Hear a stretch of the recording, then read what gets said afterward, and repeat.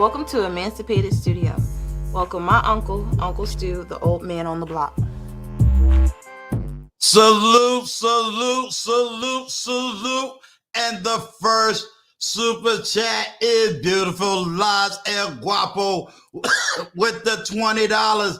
Making sure the super chat button is working.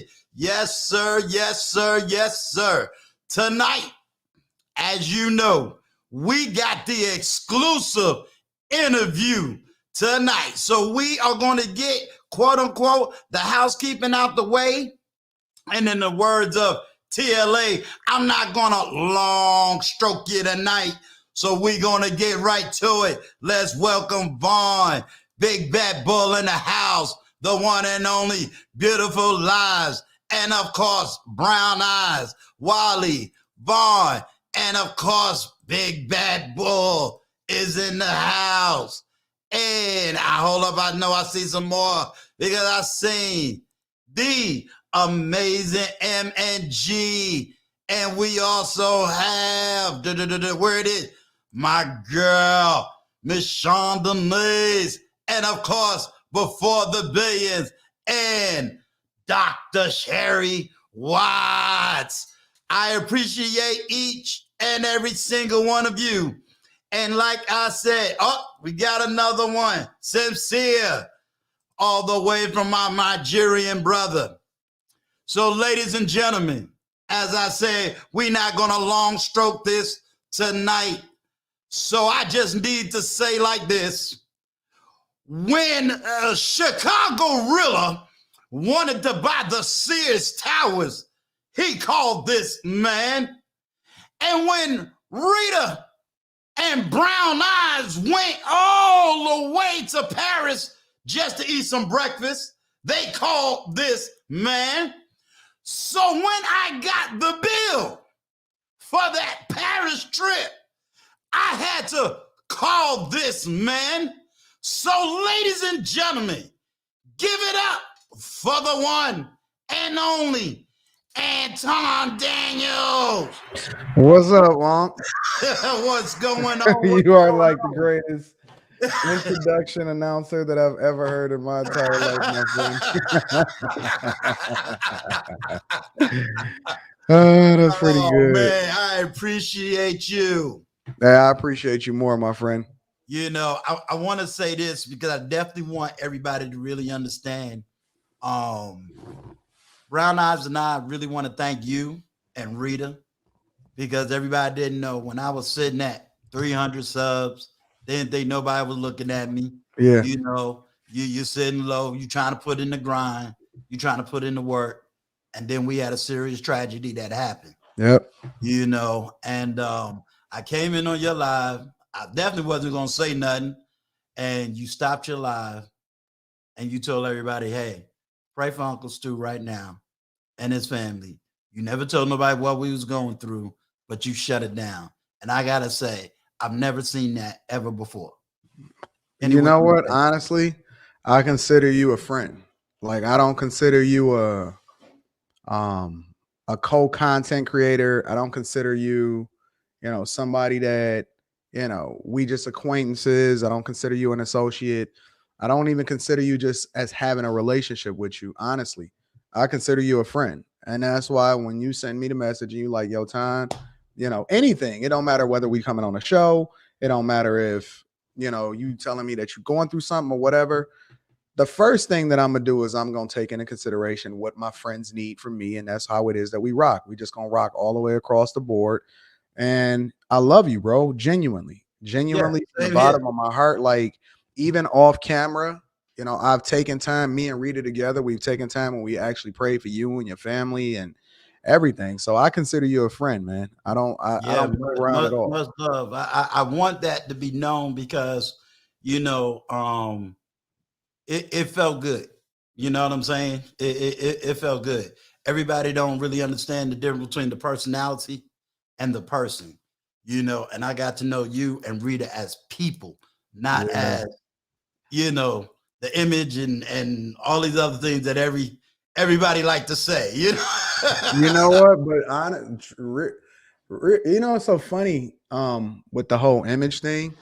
is because like this is how I am in real life every single day when I meet up with people. And it's funny because a lot of content creators, you know, they say like don't meet your heroes and stuff like that.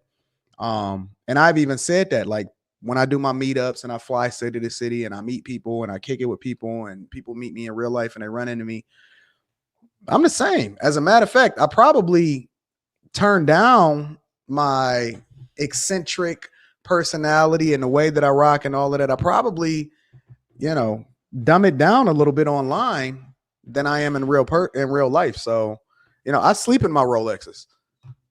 You know what I'm saying? Like I really live this life. Like I am.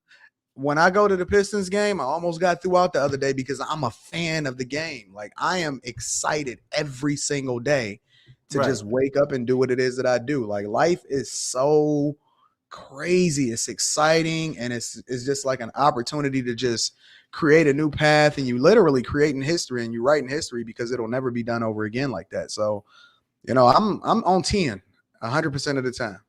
Yeah, absolutely. I mean, you know, I had to say, oh, I got to pull out the big boy watch. You know, I like that. I said, let me see if I got this right. I get TLA coming with his $2,000 suits. Yeah, I like that. You know, I got El Guapo. He got the nice, you know, fireplace in the background. Now I got to go get a house. All of those are my guys. And you know what's so funny about that though, Uncle Stu? Because I think that you're gonna be incredibly successful. Honestly, listen, it probably took me longer than it did anybody else in order to build out an audience or build out a platform or anything like that. But I think that when you do it authentically, like you are, when you do it authentically, like my man, Beautiful Lies, El Guapo, my guy, when you do it authentically, like TLA, right? All of these guys are awesome. And I think that your audience truly rock with you. And as a matter of fact, when I was building out my audience, I would say, I don't care. And shout out to Millennial Mark TV with the $100 Super Bowl. I don't care about 1 million people. I care about getting to the 1,000 that really, really love me. I think that 1,000 that really, really love you. And then don't get me wrong. Like as it grows, I want people to authentically be rocking with you. But I don't care about 1 million. I care about 1. Every single day I care about 1, and I care about 2, and I care about 3. And I remember when I was building out my channel, as I was growing, and I actually told this story earlier on my live stream, every single comment, everyone, I would literally slot out 1 to 2 hours a day to reply to every single comment that ever was left on my channel. I remember I did a video and it wound up hitting like 1.3, 1.4 million views. And I reply, if you look at all the tens of thousands of comments, I got videos with 700,000 views, millions of views, 500,000 views. If you look at those videos, every single comment I reply to, tens of thousands of comments I will reply to. So I'm just the type of person that truly appreciates those that rock with me, and I want to pour back into them. You know, that's exactly. Shout out to Chef too, my guy, Chef. And let me go back. Let me give some love back to Millennial Mark, Uncle Stu. That super chat button is working just fine. Salute to you and Anton. I love you guys. Oh, and thank you for blessing my stream last week with your presence. Much appreciated, my brother. Salute to you. And of course, Chef and I is where do you go? Chef and I is in a production together. That's dope. I like Chef. We doing Frank Gooden's show. So me and him, we in that show together. So that's awesome. You know, I think that Chef is probably one of the dopest people. Chef is underrated. And I don't think that people really see the talent behind this guy. I think that he is incredible. He's one of those type of people that you want to have on your side through thick and thin. I believe that he has a lot of wisdom, a lot of insight. I like Chef. I think Chef is absolutely dope. So shout out to Chef. Shout out to Millennial Mark TV. Shout out to Beautiful Lies. Shout out to Before the Billions. Shout out to everybody, bro. Because I'm going to tell you, I'm definitely putting Chef on the show. You definitely right when you say he's one of these underrated, knowledgeable, wisdom people. So definitely. Beautiful Lies, $7, 1.4 million views. You know what? Honestly, that was one of the earlier videos. That was a video like Rita just walked in the door. Rita, what video was that did? Oh, I remember. That was that could have had to be like 2016, 17 or something like that. I was doing 1.4 back then. So, honestly, it's just been, for me, it's a slow grind. I never got ahead of myself. I never felt like, oh, I did a million view video that meant something to me. For me, it was like, all right, so let's act like we ain't got no subscribers and let's grind like that. And it's the same thing today. Yeah. I mean, because I ain't gonna lie, I am happy where I am. Salute Gail at night with the $5 Shout support. out to Gail. Appreciate super you, moderator. Gail is dope. I love Gail. Yes. But you do I do the same thing. I'm up early in the morning and I'm making sure, and I even tell anybody, if you email me, if you leave a comment, whatever you do, you're talking directly to me. The only thing Brown Eyes do is set up appointments when I need to get, people on the show. But all the time, no, that's strictly me. Shout out to AL with the $5. Shout out to AL, my God. AL, yeah, that was it. It was the gambling video. I did a video where I took people through and I broke down what the lifestyle was when you're a high roller. And look, this was way before I created the Millionaire Morning Show and all of that. Like, I was living this life way before any of this, any of the visibility, before we created the Lapeef Network. I was taking $50,000 down to the casino and busting it down. We was flying on private jets and busting that down. Like, we was living that life way before any of this. So it's been a journey. It's pretty interesting. Yeah, I mean, I definitely started rocking with you when Sir Hale speaks. He said, rocking with you, salute to Anton. Thank you, sir. I came up in that kind of lifestyle, so I know the lifestyle. I know it when I see it. So it's like, yeah, why do I want to live a life of struggle when I don't have to? Yeah. So, and I tell people, you don't even have to be a millionaire to live the lifestyle. You just got to make sure you know how to handle your money. And when you know how to handle that, you're good. I was living this way before YouTube. I'm just now in front of the camera. Yeah, and it's funny because, like, even today, if we walk through, I don't know, I might go down just to hang out and watch because they got, they got sports betting, so they got the nice lounge chairs. I like to just hang out in downtown Detroit. I go and get something to eat at the restaurant down there. All of the dealers, all of the pit bosses. I still got my own guy, my own personal guy that I call, and I can say, hey, I want this or I want that, and they treat me like gold today. It's the same thing. Ain't nothing changed. Yeah, well, see, I could, I have to laugh. I consider you the Spike Lee of your town. Spike Lee is my New York Knicks. You know what I'm saying? You can't take the Knicks from. I don't care what ranking we are. Yep. He's the ride or die Knicks fan. Salute to Perry Unlike with the $4.99 super chat. Thank you, sir. With everything going on, of course, we got the whole Tasha K thing. Mm-hmm. Shout out to Wabo. He's doing a great breakdown of this whole Tasha K. Oh, man, he's doing awesome. I personally never commented on the situation for two reasons. One, in my attitude as a content creator, mostly because of my age, it's like, I don't want to pile on what I already know is out there. And I would like to say if I fail or if something happened to me, I wouldn't want the YouTube streets to light up and pile up on me. They're going to do it anyway. They're going to do it anyway. I don't understand how you build a platform and you get to a certain level and in your words, you fumbled the bag the way you did. This was easy. It's easier to fumble the bag once you get there than it is before you even exist. It's so easy. I see it every single day. I see people fumble every single day.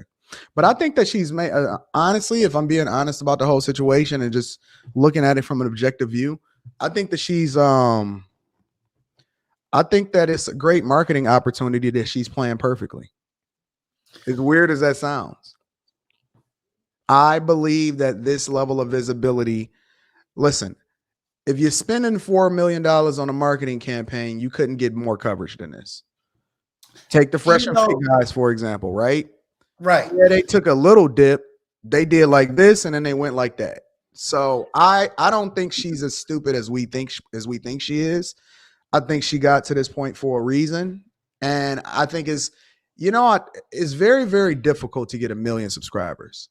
Exactly. So if I'm thinking about how it is that Tasha K is playing this, I think that in the long game, I think that she's looking at this as a marketing opportunity.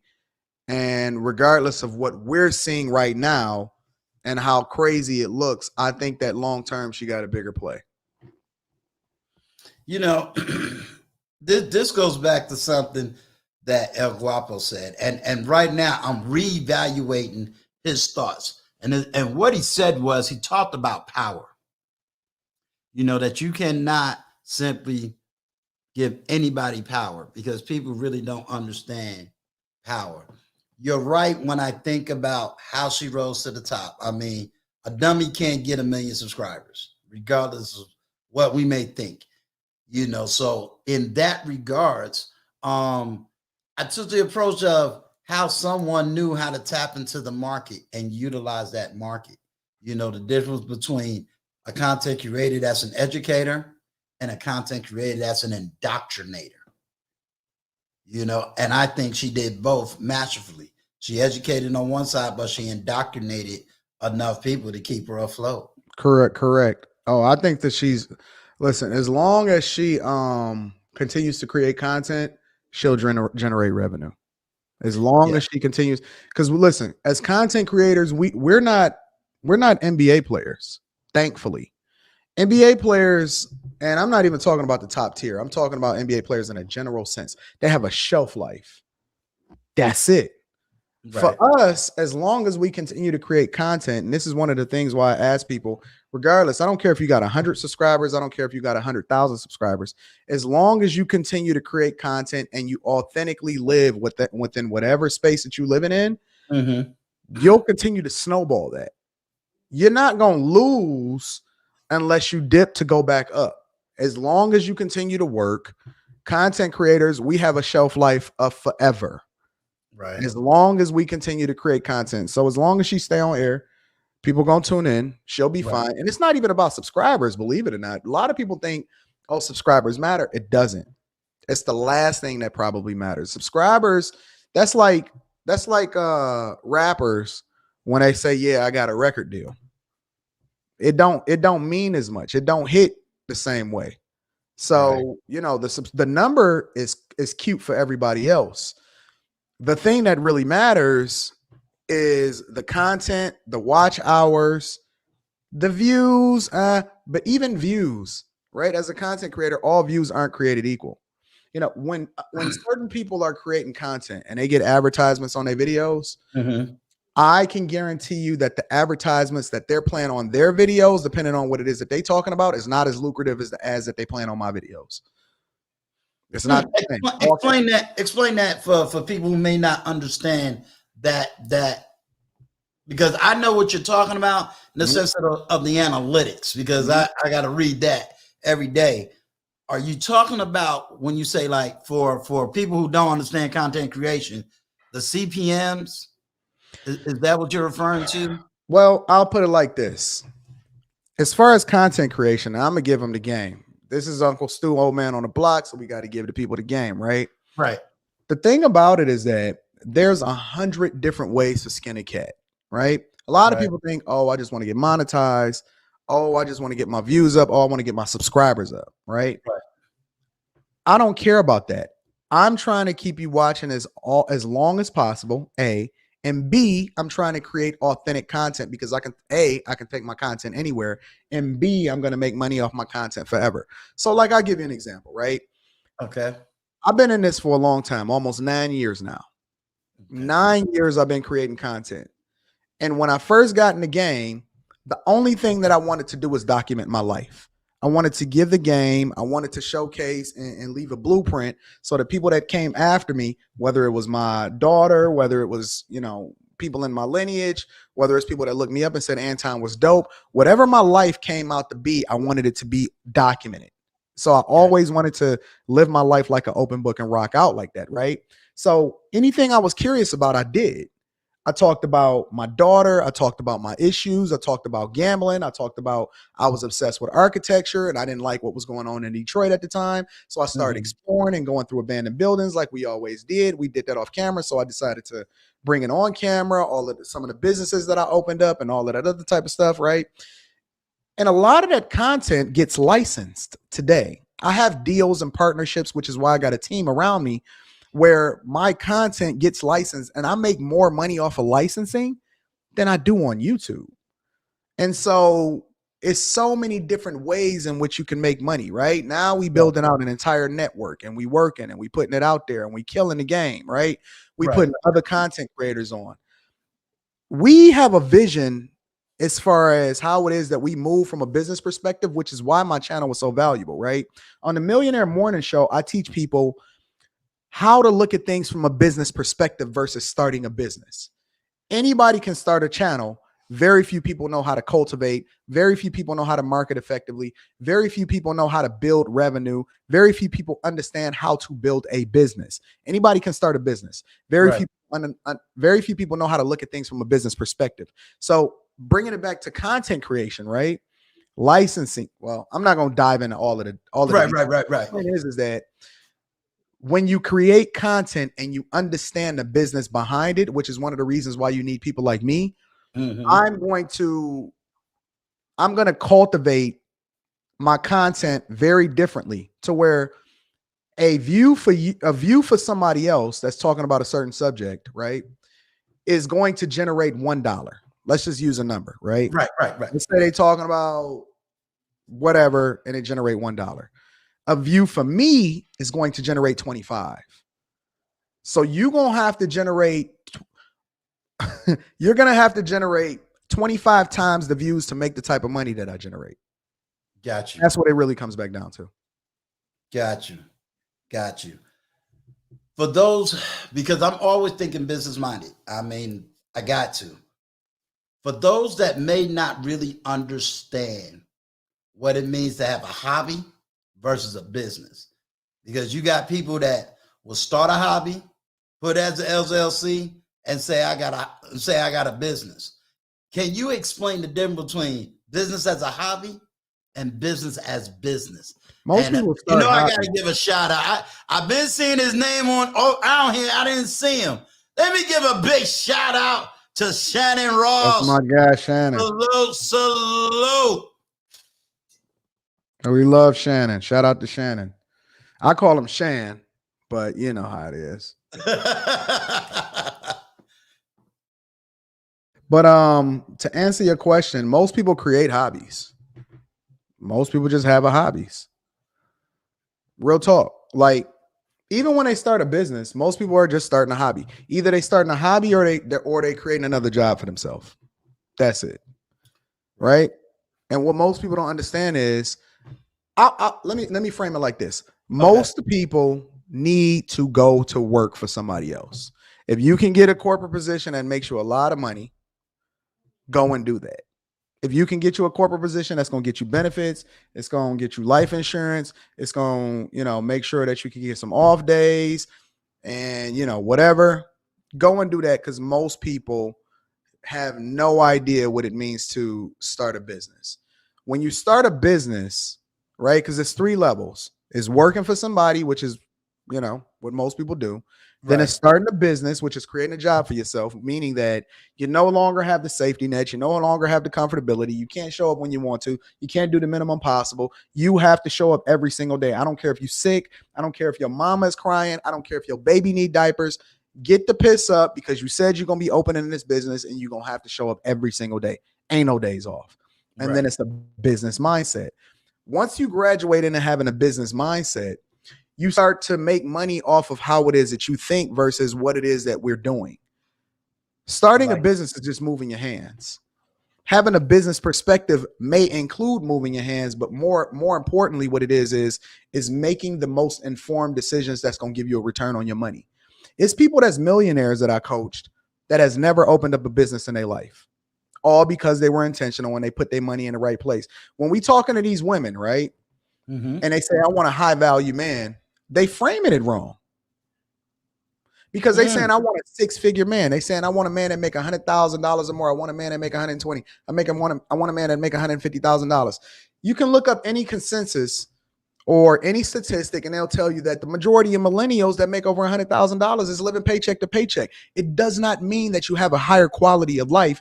It just means that you generate this number, which is for everybody else. If they looking for a high value man, then they should be talking about net worth, because net worth, and people that think from a net worth perspective, similar to people that understand how it is to generate revenue on YouTube, those are the people that have the business mindset versus creating a business. I equate people that make $100,000 to people that create a business. I equate people that understand their net worth and moving in that direction and looking to cultivate that is the people that understand things from a business perspective. It's a difference. Like even in my Patreon, no, think about it like this. Even in my Patreon, the reason why I do an investment series where I not only teach people how to look at things from a business perspective, but I also give them the game and I give them the seed money to start their businesses. I invest in them. I'm not even investing in the businesses. I'm investing in the people. I believe in them. I believe in their work ethic. I believe in their insight. I believe in their ability to sell themselves. I believe in the ability to continue to cultivate this thing long enough to get to the results. My business is people. My business isn't even business anymore. Right. I invest in people. I don't invest in businesses. The business is just the beneficiary. The people are the ones that I'm investing in. You know, I learned that back in New York. Before everybody really knew what a Warren Buffett was. I learned that listening to a Warren Buffett lecture. He doesn't, everybody see him as reading the Wall Street and the financial paper, but in reality, he's really investing in people. He is not investing in, the business, because you can show me a great business model, but then you as the person is totally off. I agree. And I think that if they study Warren Buffett, right?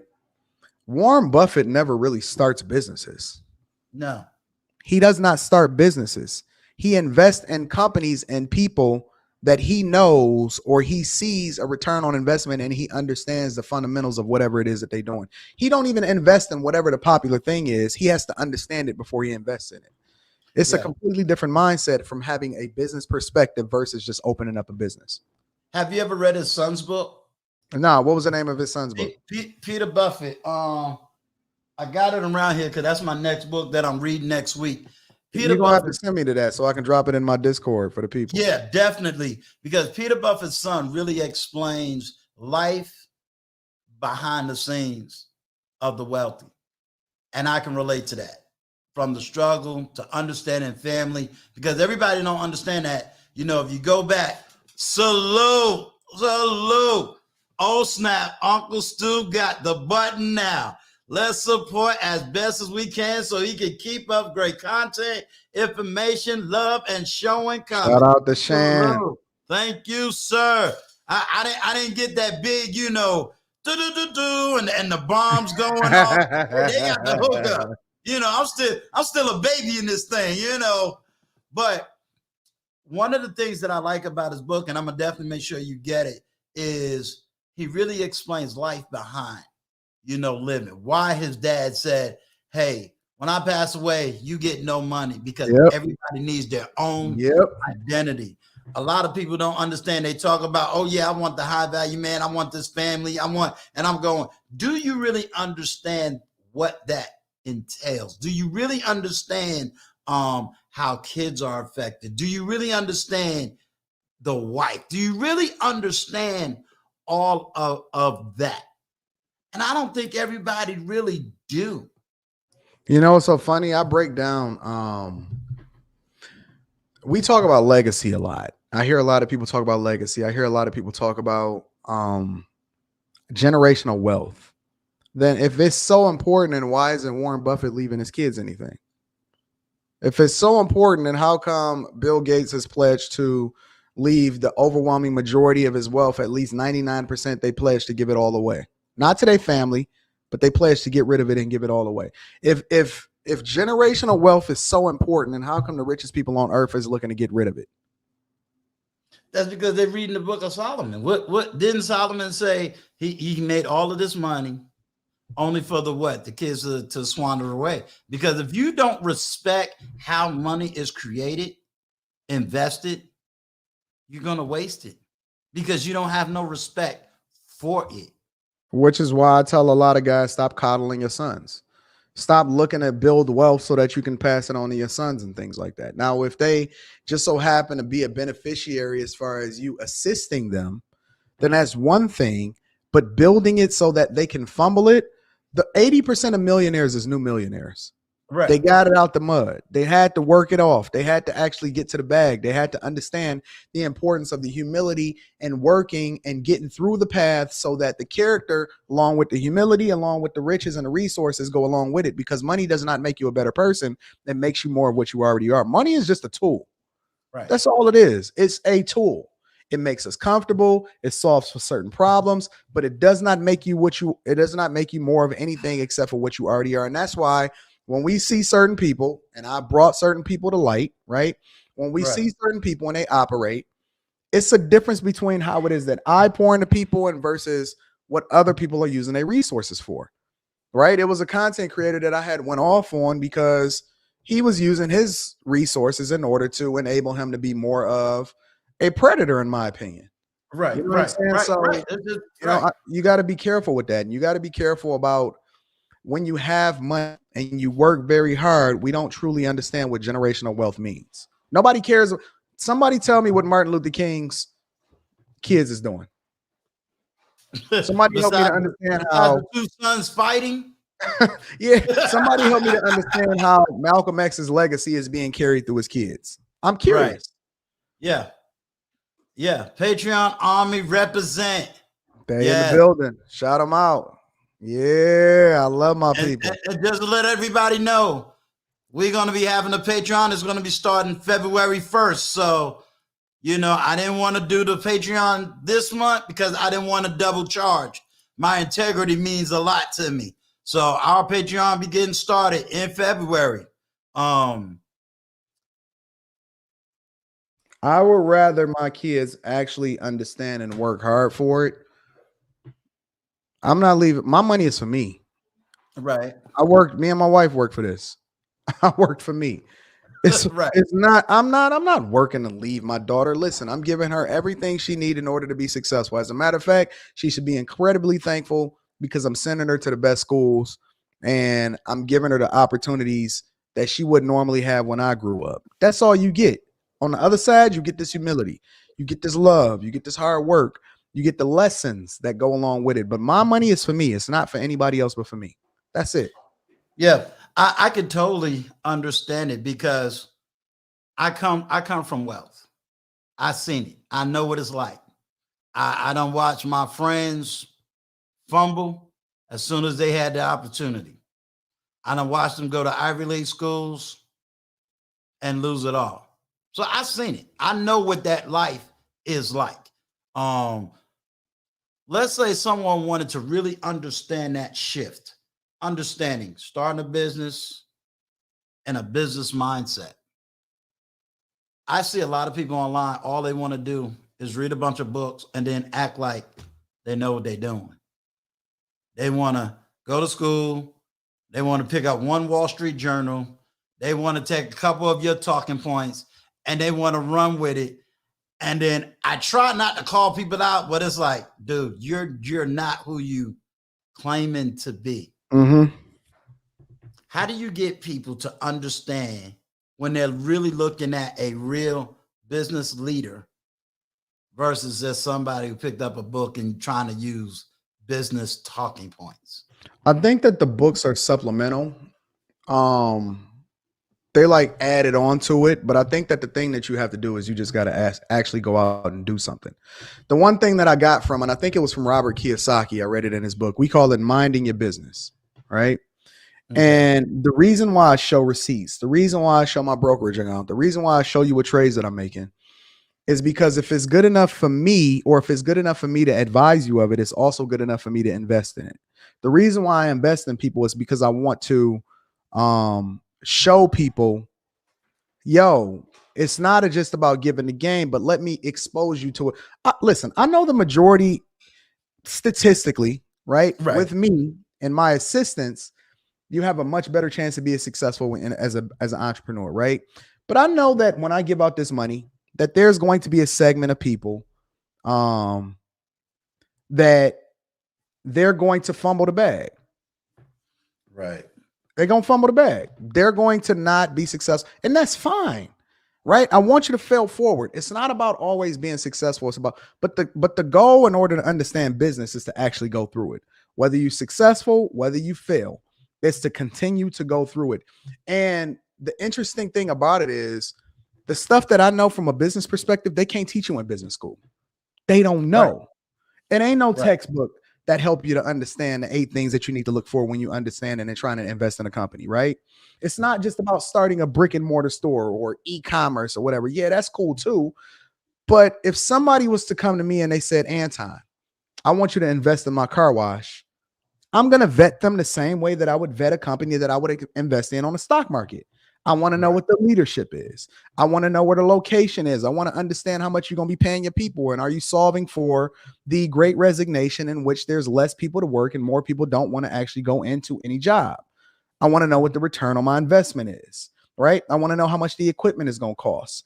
I want to know what the taxes are going to be. I want to know how much we plan on reinvesting in a business versus paying ourselves. I want to know, are you going to be there? How much money are you putting up? I want to know every single aspect of the business. And we don't take that perspective towards anything, right? When we invest in stocks, we go to meme stocks. We just throw money in cryptocurrency because we heard somebody on social media say something. Right. Whatever like that, right? We're not looking at things from a business perspective. And so I'll take the same approach across the board. When I'm looking to invest in a company, Apple just had a blowout quarter where they almost did 130 billion in the quarter. They had the best quarter that any company has ever had in history. But they don't even understand the fundamentals of why Apple is successful. It don't have nothing to do with no iPhone. It don't have nothing to do with this MacBook Pro that I'm talking on. Apple is growing their services business, which is the fastest growing segment in the country. Right? I understand the fundamentals of business, what you need to look for. I look at Peloton, right? And everybody was buying Peloton and their stock was at $100 and something a share during the pandemic. I told people to get out of Peloton. I told them on a Millionaire Morning Show. I said, that's a dead stock. Today it traded at $22 a share. Literally a fraction of what it was trading at, during the pandemic. And the reason is I'm looking at Apple. I'm saying, oh man, Peloton is depending on subscriptions in order to sell their bikes. They're not making no money off the bikes. The leadership is bad, right? The subscriptions is still not making them profitable, no matter if they're having a blowout quarter or not. Now I understand that Apple Fitness Plus is coming. Oh, shoot. Apple is bundling their services to take market share from everybody else, including Peloton. They're going to kill them. Yeah, absolutely. I look at everything. When I'm reading, when I'm paying attention, I read MarketWatch, Bloomberg, Yahoo Finance, Business Insider, Entrepreneur, and I'm looking at Squawk Box in the morning. I'm up at 4:30 studying to see what is available and what's going on. I know what's going on with the semiconductor chip shortage. I know that they building a crazy amount of plants with semiconductor shortage. So I need to understand who making the machines to supply these. It's only one manufacturer in the world that's making machines that make semiconductor chips, and they cost $150 million a piece. Wow. This is looking at things from a business perspective, right? I'm mining, I'm researching, I'm understanding leadership. Most people don't have it in them because the thing that they spend the overwhelming majority of their time on is the things that's not adding value to their life. Gossip, problems, social media, the worst things for us. Who's doing this? What is Jada Pinkett Smith doing? If Jada Pinkett Smith ain't making you no money, then you need to be spending a minor amount of time on that. And the majority of your time understanding how it is that you can make the most money by having a business perspective and mindset. And people, listen, I don't have no script. When I jump on the live stream in the morning, I'm going to cook today, Uncle Stu. Okay, go ahead. On the live stream in the morning, I don't even know what I'm going to talk about. I know what the popping stories are. I don't even know what I'm going to do for my monologue. You can't talk the way that I talk and not know what you're talking about. Right. The business professors, you know why business people don't want to debate me? I've invited countless of them on the platform. They can't I talk remember this one that you talk. wanted to They make don't know what to look for because they don't do it. They just talk it. You can't read this in no book. Real talk. You can't read right. what I know in no book. Listen, I invite anybody to debate me from a business perspective. Anybody.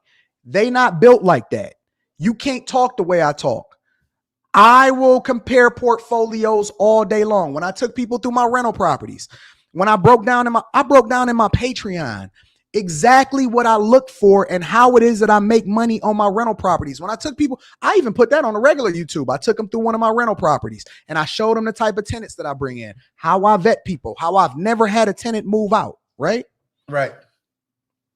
I don't care about cash flow when it comes to real estate. That's a broke man's game when you're talking about cash flow on real estate. But all of the gurus gonna tell you, yo, focus on cash flow. Wrong. They are wrong. 10 times out of 10, they are wrong and they have no clue what they're talking about. But like I said, it's a difference between looking at things from a business perspective, and opening up a business. I'm gonna do my little commercial break. I want y'all to understand. Now y'all know who and the type of people Uncle Stu surrounds himself with. So if you want to know, are you going to get value in this Patreon? That's going to be the value you're going to get because I got real life experience. Oh, I got some books now. Shannon Ross going to make sure that I give y'all some book game. Shannon on me about the book game. But this is what you're going to get because there's certain things I can't teach you on YouTube. But I can definitely teach you in that Patreon. Let's talk about, I'm going to bring in Rita, but I'm bringing in Rita for this reason. Mm-hmm. Coffee Talking Tech came on the platform and his wife also was on the platform. What was his name? I'm sorry, say it again. Coffee Talking Tech, John. Okay, I got you. He got a, his whole platform is all about tech. And so him and his wife were both on the platform. It was an awesome conversation because she gave it from the wife perspective of what it's like to be the wife of a content creator. Yeah. The sacrifice and everything else. And I know the work that brown eyes do. Everybody don't realize, I'm always laughing. Everybody don't know. I be making jokes, be like, yeah, do it, Rita. So you got my schedule. Do it, Rita. Bring me this, And so it's like, you stop calling me Rita because I'm the aunt. But a lot of people don't understand that side. And I was hoping I said, if I can get Rita on here for 5 minutes just to say, okay, Rita, can you explain the wife side? Come here, babe.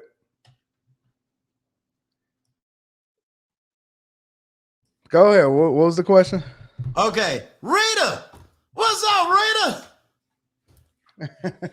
Your uncle little cuckoo. There you go. That's what I'm talking about. What's up, girl? See, everybody don't know. Brown Eyes and Rita, they do talk. Oh, she not a robot like me? Look, she got her own life. You know how she do.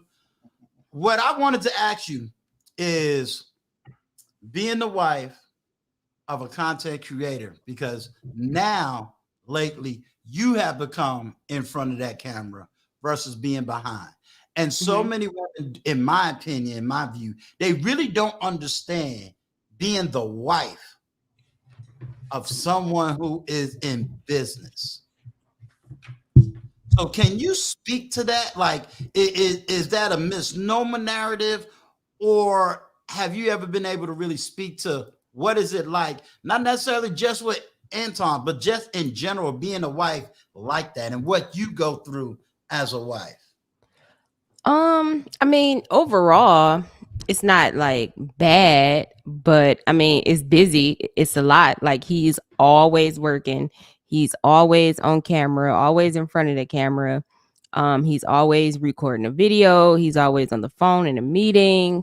Like, it's just constant work. So sometimes the only downside that I would say is that, like, I have to fight for his time. Like, hey, what about me? I'm right here. Can you spend a little time with me? But I mean, other than that, it's just like, I guess I understand, the business side, and I understand that it takes a lot to get all of these nice things that I like to enjoy. So I have my own life and my own people, that I go and hang out with and do stuff and all of that. So then when I do have time to spend with him, it's like really good quality time. We're gonna get back to that. But the commercial break is, y'all don't know, between TLA and Rita, they be getting me in trouble with Anton because this little debate about giving up time, he was like, get him on, tell him to spend time with me. And they're like, why y'all put me in the middle of this? So I want y'all to know, Rita's telling y'all the truth about getting Anton to spend some time. So I had to get on the live and like, look, bro, I don't say give up a little time, man, just a little time. Next thing I know, Rita was that was a debate. I tried, y'all. I tried.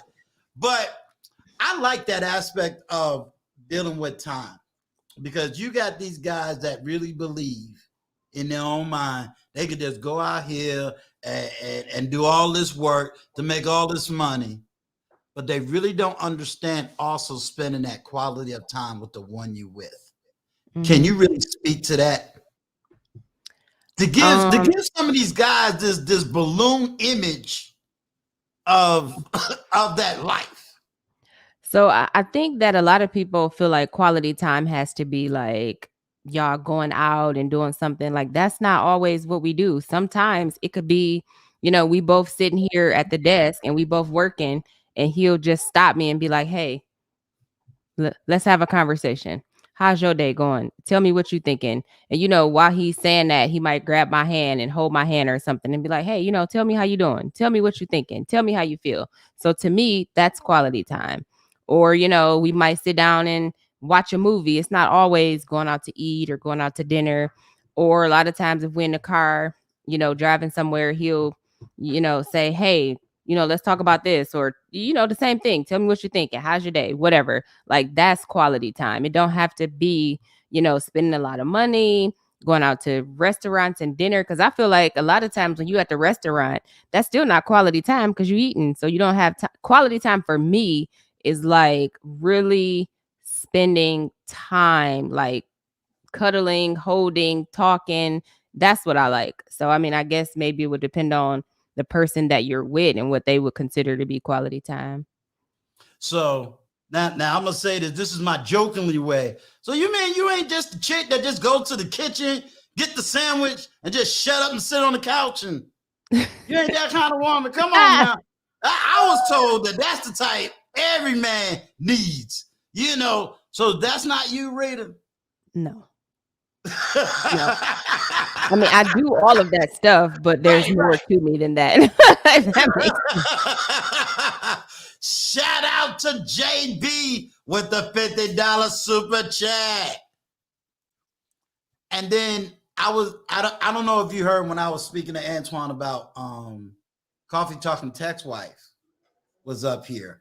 And she was talking about it's one thing to be a wife of a businessman. It's another thing to be the wife of a content creator because your life is basically in the public. Yeah, it is.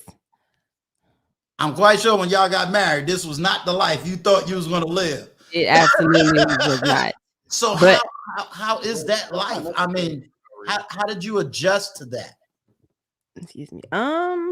It definitely took some adjusting because I used to be like, when he would pull that camera out, I'd be like, I'm going the opposite way. I'm not trying to be in the video. But then because he started recording so much and I was just always there, and I just had to embrace it. And now I was just like, it's just a part of our life now. Like, I don't even think about it. I don't even see the camera anymore. Like when he recording, it's like the camera is not even there. Like we just still being our regular old selves. Yeah, because now you're the new person. So now you got to go get your daughter to be your secretary now because you the star on the show now. Like, I got my own show. Now you know Antoine, do like he do. Say, Antoine, can you please bring me my coffee? No, I don't want my own show. You run your own show. When you going to have your own show? Stop playing. I don't want to. All right, 6 months. Y'all got this. We got this recorded. 6 months from now, when you just see the Rita show, we know what's going on. No, it's too much work. I see all of the work that he put in and all of the stuff that he got to do. I don't want to do that. It's too much. I like just being with him on his shows, and I don't want my own though. I tell you this, and I'll probably do it more in the backstage, because I don't want to kind of like put y'all on the spot. Go ahead. You can put us on the spot. Okay. One, I definitely need y'all back in February. And let me tell you why. I think that there needs to be a reality check in these YouTube streets. And the reality check is, what does a real family look like? And I know y'all got your own show where you're showing y'all, but the real conversation as to husband, wife, business, private. When I say private, you said something that was beautifully intimate, because when you said, listen, for me as a woman, this is what quality time means. And I don't think there's enough of that language and enough of that conversation that's being had. What is it like to be, for you, this is your career versus going to work for somebody else? And what does that really look like? Sort of like your voice is missing. Because if you get the average image, it's not there. So I'm going to tell you, your voice is missing. I think you have such an added value, quote, Black YouTube, just a woman. Thank you. I appreciate that. Yes. You my niece, I'm big on it. I'm trying to look out, But I'm gonna bring this question because let me give you some. Mr. Real Estate asked a real good question. And his question was, let me put it up here for all to see. Mr. Real Estate said, how do we get more young men to think and move more traditional? For those of us that's lacking, and I put in parentheses a wife, how can we shift the thinking and actions to reflect more traditional manhood? And he was speaking from a single father perspective. Thank you for your time, Rita. Let me give Rita her hand clap. That's my baby. Molded and shaped in my image.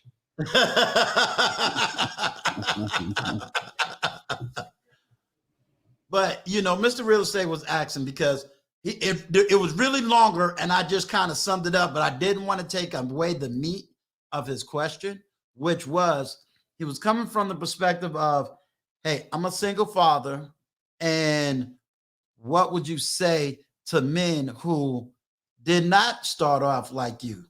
Husband, wife, business, et cetera, et cetera. To shift more towards traditional manhood.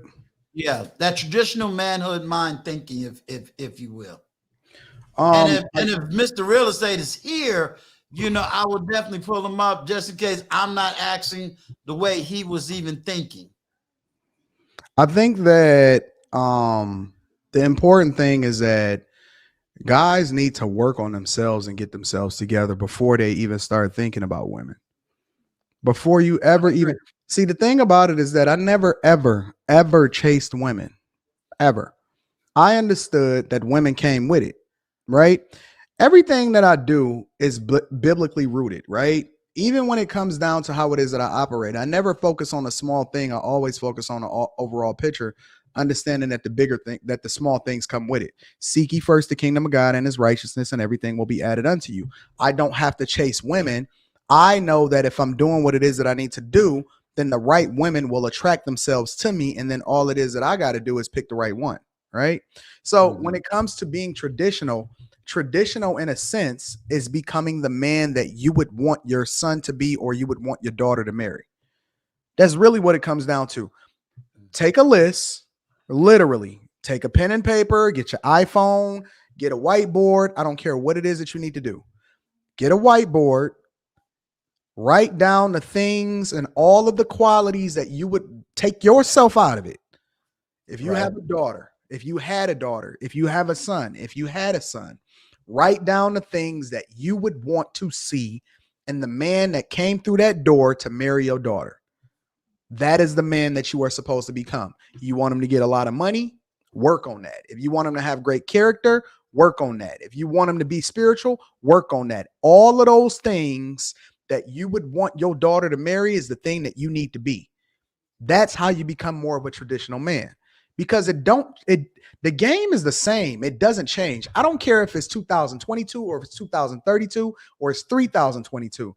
The fundamentals of what it takes to be a real man is always going to be the same. It's never going to change, ever. Men are always there to provide and protect. Men are the safety net. Men are your covering. They make strong decisions as far as looking at the things that you're supposed to do as a family, and they're great in leadership. If you ever want to become successful financially, the first thing you have to do is become a great manager of your own household. Don't sit here and tell me that you're a great manager on a business and your household is falling apart.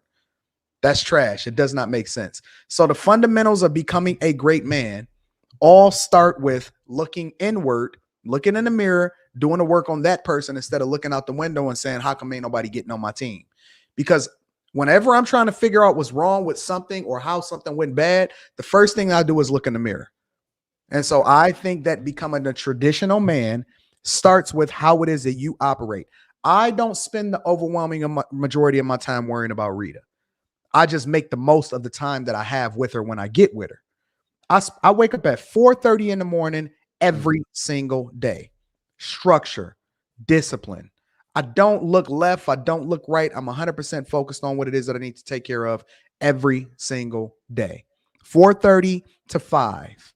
I brush my teeth. I pray. Now, why would I ever in the world expect for my chick to follow me to church if I'm not first living it?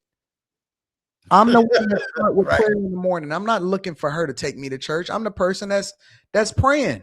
It's easy for her to get under my covering and understand what spirituality means. Like if I'm the one that's leading the prayer every day. I lead the prayer in my household all the time. 4:35, I'm praying. 5 o'clock to 9 o'clock, I'm dedicated. I'm getting every single thing that I'm doing because I'm working. I'm dedicated every single morning before anybody ever wake up. I already beat everybody to the punch. 9 to 9:30, I'm doing a meeting, stand-up meeting. 9:30 to 10, I'm doing a production meeting. What is everybody doing all throughout the day? 10 to 11, I'm dedicated to myself. I do self-care, shave, brush your teeth, take care of yourself, smell good, look good, right? I don't miss. I take care of myself because I want my chick to be attracted to me. I want to look good on camera. That's the steps of being a traditional man. You have to look good, smell good, brush your teeth, and have the mindset that you're still dating. That's from 10 to 11, 11:15, 11:15. I'm making sure all my cameras is good. I'm going live. 11:15 all the way to about 12:30, 1 o'clock. I'm doing the Millionaire Morning Show. 1 o'clock to 2 o'clock, I'm doing the meeting. 2 o'clock to 3 o'clock, I'm doing the meeting. I'm recapping my show to 3 o'clock or my whole day, 3 o'clock to 4 o'clock. I'm breaking it down. What was my day like? How is it that I can go about doing things differently? So on and so forth. 4 o'clock to 7 is coaching, meetings, kicking it with people, talking with people, corporate clients, coaching sessions, so on and so forth. 7:30 to 9:30, 7:30, 9:30 to 10. I'm networking every single day. I'm out and about. I'm meeting people. I'm in the streets. I'm participating. I'm at the bar. I'm at the game. I'm in the wherever it is that I'm at. I'm out meeting people, networking, and cultivating relationships. While I'm in the car on the way back and forth, I'm calling 3 people every single day that's in my phone that I wouldn't normally talk to. And I'm checking on them. Because networking is not just meeting new people, it's cultivating the relationships that you already have. And I don't even want nothing from them. I'm just checking on them. Hey, how you doing? Tell me about your day. I was thinking about you, so on and so forth. Every day I'm in the bed by about 10 o'clock, unless it's a specific day of the week, like the Lapeef Let's Talk show that go long, or we doing a weekend show. I get 6 hours of sleep every single day. 10:30 to 4:30 every single day, I'm asleep. I don't scroll on my phone. I'm not in the bed. A lot of people, they like to get in the bed and they lay there and they in the bed for 8 hours, but they not necessarily sleep for 8 hours. I get 6 hours of sleep every single day, and I do not miss every day. My calendar is my Bible. I'm about business, and the people that surround me is the same way. That's the key to being successful. Discipline, focus, consistency, actually being able to deliver, under promising, over delivering. This is what it is. This is what my life is like. I don't miss. I don't make excuses. I don't run in the victim Olympics. I take control and responsibility for everything that come with me. This is what the life is. I love it.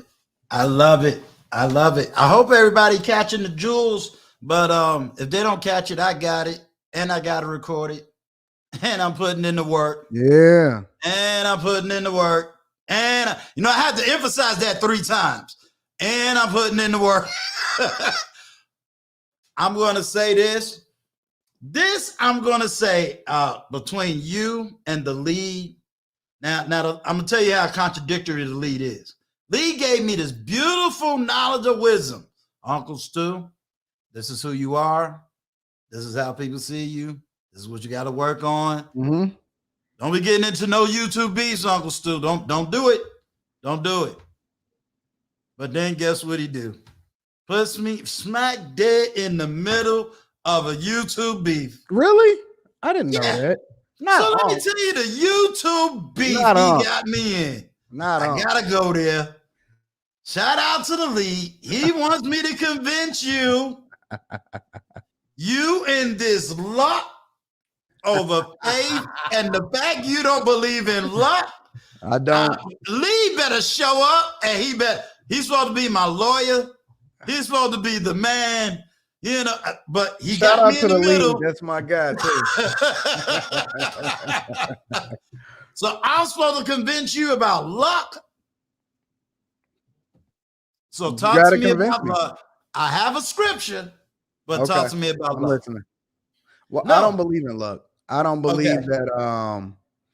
I don't believe, like, what is luck? That I'm waiting on something to happen to me and fall out the sky? I believe that, listen, from a very early age, my high school assistant principal told me luck is when opportunity meet preparation. Mm-hmm. That's what luck is. It's when opportunity meets preparation. Look, you can't tell me that I'm lucky. I am literally the middle of the pack. I am the C student that grew up in the hood that was never going to make it to the NBA. I was, never going to do any of these entertainment things. I never even was interested in it, right? Everything that I did was intentional. If I wind up becoming more successful than somebody, only thing that I did differently is outwork them. Okay. That's it. Even when it comes to when we talk about scripture, biblically, right? The only thing that I'm doing is playing a hand that's dealt. And I outperformed the people that actually had the talent. That's why I say, I'm richer than your favorite rapper. I'm richer than your favorite entertainer. When I'm at the games, I'm at the Pistons games and I'm trolling these NBA players, I tell them, I know what your contract is. I know what you're doing. I got more money than you. They be cracking up. They be like, okay, whatever. Then if that's what it is, then that's what it is. Right? It's being intentional with the resources that you're given. I like to refer back to the Bible when I talk about the talents, right? Right. The talents. The guy that got the least in talents, he went and buried his. Right. He buried his. The other two that had got the more talents that was handed to them, they actually went and worked it and they multiplied it. Warren Buffett is no smarter than anybody else. What did he do? God came back and he had him give an account for what it is that they did. The guy that buried it, he took it and he gave it to the one that actually was doing the most work. Luck is whatever it is that you make it. It's perception. Nobody is more successful than anybody. We're just more intentional. And then we use the resources that we have in order to continue to be successful. I had a guy that was on my show and he was an Asian guy and he told his story and he was literally born in the middle of nowhere. Immigrant, had no parents, came over on a banana boat, was drinking oil water, didn't have anybody over here with him, literally worked his way into being an anesthesiologist. So tell me, born in the worst conditions in the world, made no excuses, and then wind up doing a thing that made him more successful than 99% of the population. Where's the luck in that? I'm just curious. Where's the luck in it? The Bible says that, in all honesty, there is no luck when it comes to scripture. What it is that we got to be intentional. And every time that we're intentional, this is where the grace of God comes in, because with the grace is to giving you the strength to continue to go from grace to grace to grace to grace.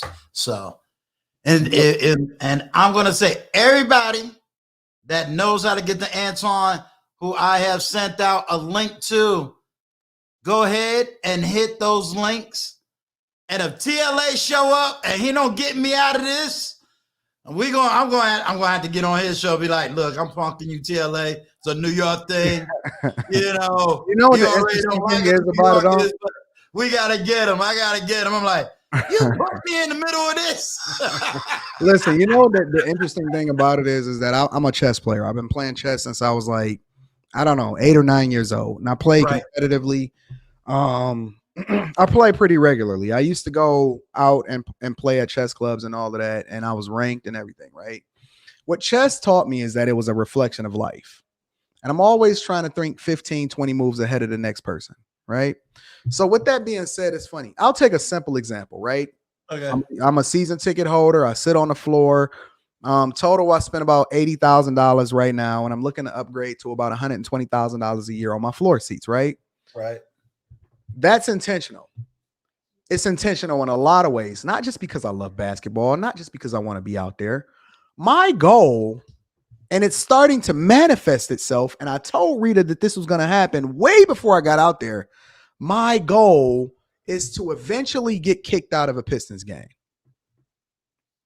Oh, so you just want to get kicked out. So you really want to be Spike Lee of the Pistons, don't you? And then I'm going to buy the team eventually. But here's the key, though. Okay. Right now, you know what's happening?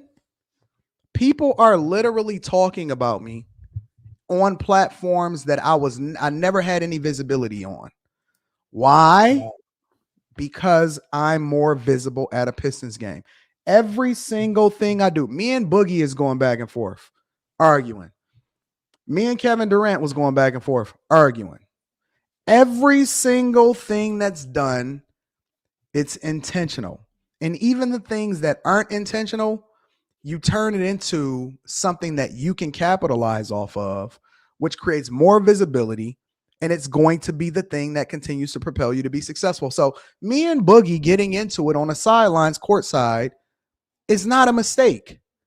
It is something that's going to manifest itself into being something that I capitalize off of and create more visibility. And then when you get the opportunity, what are you going to do with it when you got the spotlight? Nothing is luck. Everything is intentional in my life. Gotcha. Eventually, everybody going to know my name. They're going to know my name. They're going to know my name. Let me introduce you to part of my team. What's going on before the bill? All of these is my guys. I love every last one of these guys. Intentional Millionaire, that's my guy. Before the Billions, that's my guy. What's going on, gentlemen? I love you guys. What's going on, Mr. Daniels? How's it going? Guys. To give a big salute. Hope you guys are doing well today. Yes, Doing sir. Yeah, what's happening, fellas? Doing pretty good, pretty good. Well, So yeah, as you can see, I'm trying to surround myself with the biggest, the brightest, The strongest. Look at them guys. strongest. Look at them guys on Intentional Millionaire. Yeah. Look, Let me cut my camera off. you Let me cut my camera off. look, you be running out to Virginia Beach. He gonna have me there running out the beaches, you know. Yeah. Y'all cutting up.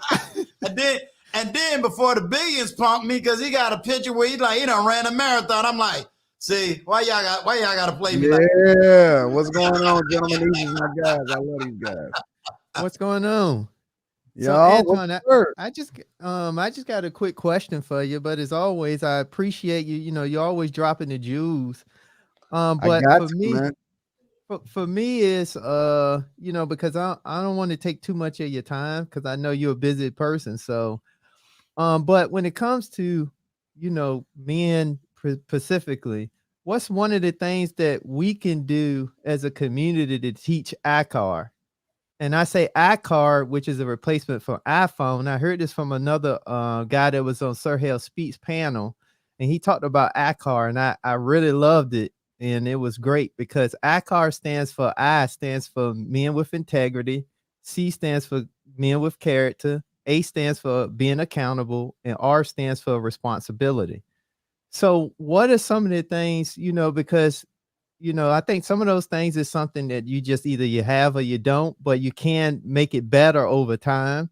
But what's some of the things based off of those 4 things that you think we can do to kind of fix the gap? Because, I'm one that's big like you. Not all money is good money. And if you don't have your character and you don't have your morals and values after you do something, it's not really worth it from the start. So I don't think that it's anything that we have to do to the community or for the community. I think that it starts with what it is that we do within our own lives. You already know, Intentional Millionaire, that the way in which you really help other people is to help yourself first. I've always had this perspective that you got to be selfish. And I tell my people all the time, you have to be selfish before you can be selfless. You cannot pour out of an empty cup, and 2 broke people that sit together is not worth two nickels. They not. All they doing is they probably more of a anchor that you drop at the bottom of they slowing everybody else down because they have not gotten themselves together. So I think that as men, what we have to do is we have to fix our own selves first. We have to get our own households together. We have to stop ruining other people. If we're going to rock with women, then we need to marry them. I think we need to stop pretending to be married and actually marry the women that we say that we love and we advocate for. If you love her so much, if you have so much love for your black women and all of these other type of women, then how come you ain't marrying them? I'm curious, just in a general sense to all men, right? So right. I think that the best way to help other people was to help yourself first. I think you need to get your house together. If you are a married man, then I think you need to get your life together so that you can be the best version of yourself for the people that depend on you and surround you. And not only do you no longer become a noose or, a cancer on this earth, let alone everybody else in your community, then at that point, I think that you'll start to find out what your purpose is and you'll start to be able to pour into other people. So I think that the thing that we need to do is we need to get ourselves and our own households together first. Love it. Before the billions? Yes, sir. And I agree with that as well. So, Anton, I love the rags to riches story. And I wanted to ask you, what are some pitfalls that you have encountered in your journey throughout business, and how have you overcome them? Just completely failing and going broke, getting my cars repossessed, and having to move back in my mom's basement with a newborn baby. If you're talking about failure, listen, I was the very definition of failure. I was the guy that got it, lost everything, and then got it all back times 10. So I think that's necessary in guys' life. I don't think that people need to go through it to the extent that I went through it, because I think that it's much more difficult to build an empire when you have a baby and a wife that's dependent on you. I think that if you really want to do your sons justice, then you need to let them fail in a controlled environment that it won't actually, prevent them from being successful, because a lot of people can't recover in a way that I recovered it. But I think that every man needs to fail. Every man needs to suffer. I had got fired from a job that I was working at the plant, and I always had the work ethic. So that was never the problem. I was working 16 hours a day, 7 days a week. I was making $118,000 a year. But I was blowing it all, and I was spending it, and I wasn't responsible. And I thought that it was going to be there forever. And I never anticipated that it was going to be a recession. And let's be clear, what it is that we see from a recessionary perspective, whether it's 87 or 88, 1942, the 2000 dot-com bubble burst, 2008, 2020 pandemic, all the way across the board, right? There's always going to be a pullback and a correction in the market and some sort of recession in some type of way. I made up in my mind that I was looking at all of the cheap housing and everything like that. And I said, yo, the next time that this happened, I'm going to be prepared for it. Everything is going to be a buying opportunity. But in order for me to have that perspective, I had to fail. Every man has to go through something in their life. All of us. You cannot escape it. That is a part of your life lesson. That is a part of becoming a man. That is a rite of passage. You don't have to go to it to the extent that some other people go through it, because some people got to hit rock bottom. But I think that every man has to fail. So when you run into these oppositions and you run into the issues, or you run into people that don't like you, or you run into, a situation where everything don't go your way, stop worrying about it and understand that that's a part of who you are and what it is that you need to go through in order to become a man. That's just a part of the game. Don't complain about it. Always look at things from the perspective of how it is that I can solve for this and what is it that I'm looking to gain at the end of this conversation. It's the results that matter, not what you're immediately going through. What is it that you're trying to solve for? And what is it that you're trying to become? That's the thing that's going to propel you to get past the lesson further. You're going to have to go through it either way. It ain't no skipping steps. You can't become 30 without becoming 29 first, right? You can't get a master's degree. You can't get a bachelor's degree without going to college. You have to take the steps. It's okay to fail. It's okay to go through stuff. It's okay to suffer. That's what we're supposed to do. Now stop whining about it and let's get on our purpose. Embrace it. I think embracing failure is awesome. Yes, sir. I have one more question for you real quick. And this is related to everything that happened with the Beef Network when you guys were taken down. Yep. I want to just ask you guys, how have you guys been able to mitigate risks ever since that event happened? And do you guys think that you're better off now that you have made these changes? Oh, that was the best thing that ever happened to us. I don't know if y'all remember, but like when I jumped on TLA and I jumped on my show and I talked about it, I was excited about it. I'm no stranger to opposition or problems or issues, right? I looked at it as not only was it the greatest marketing opportunity of all time, because it put more eyes on us and more visibility, right? But then it gave me the opportunity to start to look at the holes that we had. And we had already started taking the steps to move and make sure that, because we had already saved all of our content. We always back up all of our stuff. We never just leave it on YouTube and that's the end of it. But we started to look at the opportunities to start building a platform outside of YouTube, be platform agnostic. How is it that we're interacting with our audience now? We actually about to start doing a live show where we traveling and we going to, interact with people and stuff like that. So really what we looked at is we looked at it as a great marketing opportunity and we accelerated the process. So everything that we was doing or that we did put in place, now we just doing it much faster. So it was a blessing. And that's another thing. Like that's a form of failure. Our thing got took down. We didn't trip about it. We embraced it. We ran 100% towards it. We saw for it, thankfully, but now we just accelerated the process because we learned the lesson that came along with it. We don't let anybody that just comes up, you got to wave in the back. If we ever get into a show where somebody do that, we remove the show immediately. We take the whole show down. We don't make it private. We don't try to edit it and let it process in the back down. We remove that junk immediately.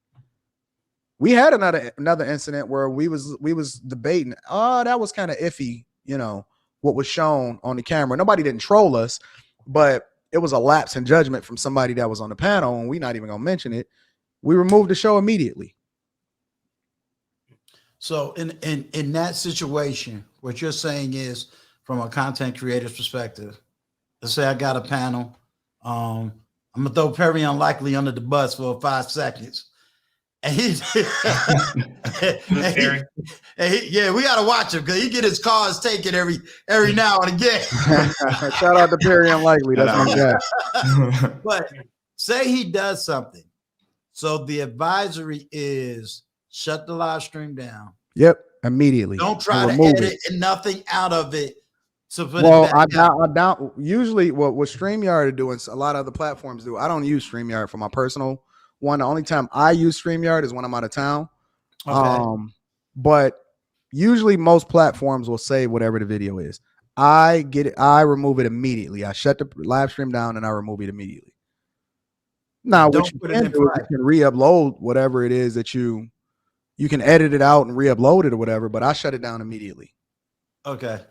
Now, Anton, do you delete it forever or do you just okay? I delete it from YouTube completely, immediately. No, we're just in that regards, take the L, learn from the L, and keep it going. Yep. And more importantly, you have to have people monitoring percent of the time. Like, I have good people. I do a lot of late night live streaming where I let people control one of my platforms and stuff like that. Because the one thing about me is I'm always going to be putting people on. I always like to give people opportunities. I always like to create visibility. Is dope. I like to open up my platforms for everybody and so on and so forth. Right. But I have great people in place that's very vigilant and love the platform just as much as I do. Right. So you got to have somebody that's on point all the time. Most of us manage our own platforms and our own live streams, but you got to be vigilant on that jump. I don't play no games. Gotcha. Hold on, Perry. I got a joke with JB. JB, you probably hate your uncle right now. But I used to read Ayn Rand books when I was in high school. I ain't trying to say I'm the follower, but I did read some of her stuff. So don't be mad at your uncle. Don't be, I'm responding to JB. JB said, Lucchese, look at you recommending Ayn Rand. My former socialist self would hate you right now. Yeah. So yeah, I got a little Ayn Rand, knowledge behind me. All right, Mr. Perry Unlikely. Salute. How you guys doing? Salute, what's going on, my friend? Doing good, man. I got a couple quick, easy questions for you, man. And I'm just a little bit younger than you. We've basically been in high school at the same time. With the success you've had, what do you see doing? You know what I mean? Do you just see this as just continuing to build on this into the future? I mean, what YouTube? Yeah, just continuing to build on content creation. Yeah, correct. I think that, see, for me, I made my money, right? Right. And so I actually had quit my job like way before I had really started diving into content creation. We created the Lapeef network and all that other type of stuff. But I was doing really well. Like I was fine. I was pretty much retired. I was only 37 years old or some crap like that at the time that I had quit my job. Did really well in corporate America. And so I was really just waiting, letting the opportunities come for me. And I had to work so hard and I had made so many sacrifices that I wanted to take at least like 5-6 years and just spend it with my family. Because, they had made a lot of sacrifices. But I had a 10-year plan as far as, I'm about to record content on YouTube for like 10 years. And the goal was to just document my life. I never actually looked to make money from it or anything like that. And honestly, it's evolved into being something to where I have a bit of a voice and that I can add value in places where people don't have understanding. A lot of people have no clue of what it means to be successfully married. Right. Yeah. I just so happen to be compensated as a result of, having a platform that does really well. But then I also have a platform to where like creating content to give people the game when it comes to business, how to be successfully married. I use my platforms in order to build other people up and create visibility. The Lapeef network, right? We've created an entire community, an entire group of YouTubers, that we never would have probably all came together had we not all been in this space together or we had this platform to where we all leaned on, right? So I think that when guys talk about purpose, so to speak, they looking at it wrong. I think that guys just need to be working. Because your purpose is going to reveal itself to you and it's going to ever evolve. Your purpose today as a 20-year-old is going to be different from your purpose as a 30-year-old. Absolutely. Right? Absolutely. I thought that I knew I wanted to be a mechanical engineer when I was in high school. That evolved into me being a software engineer. And then it changed into me being an entrepreneur. And then now I'm a content creator. So your purpose is going to evolve based off of you continuing to do the work. You have to just be grinding and then your purpose will be revealed to you. So I don't necessarily have a plan as far as what it is that I'm going to do with the content creation. My ultimate goal, or not even my goal, what I think is going to eventually happen to me is I think that at some point down the line, you want me to be 100% honest with you? Yeah. Honestly, Mm-hmm. I think that some point down the line, something will probably happen to me.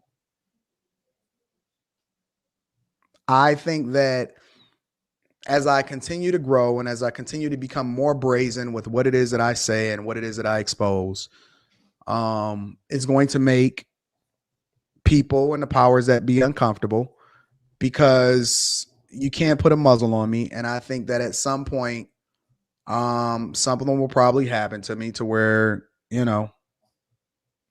I'll be removed. Yeah. Well, are you talking about your platform being shut down? He's talking about himself.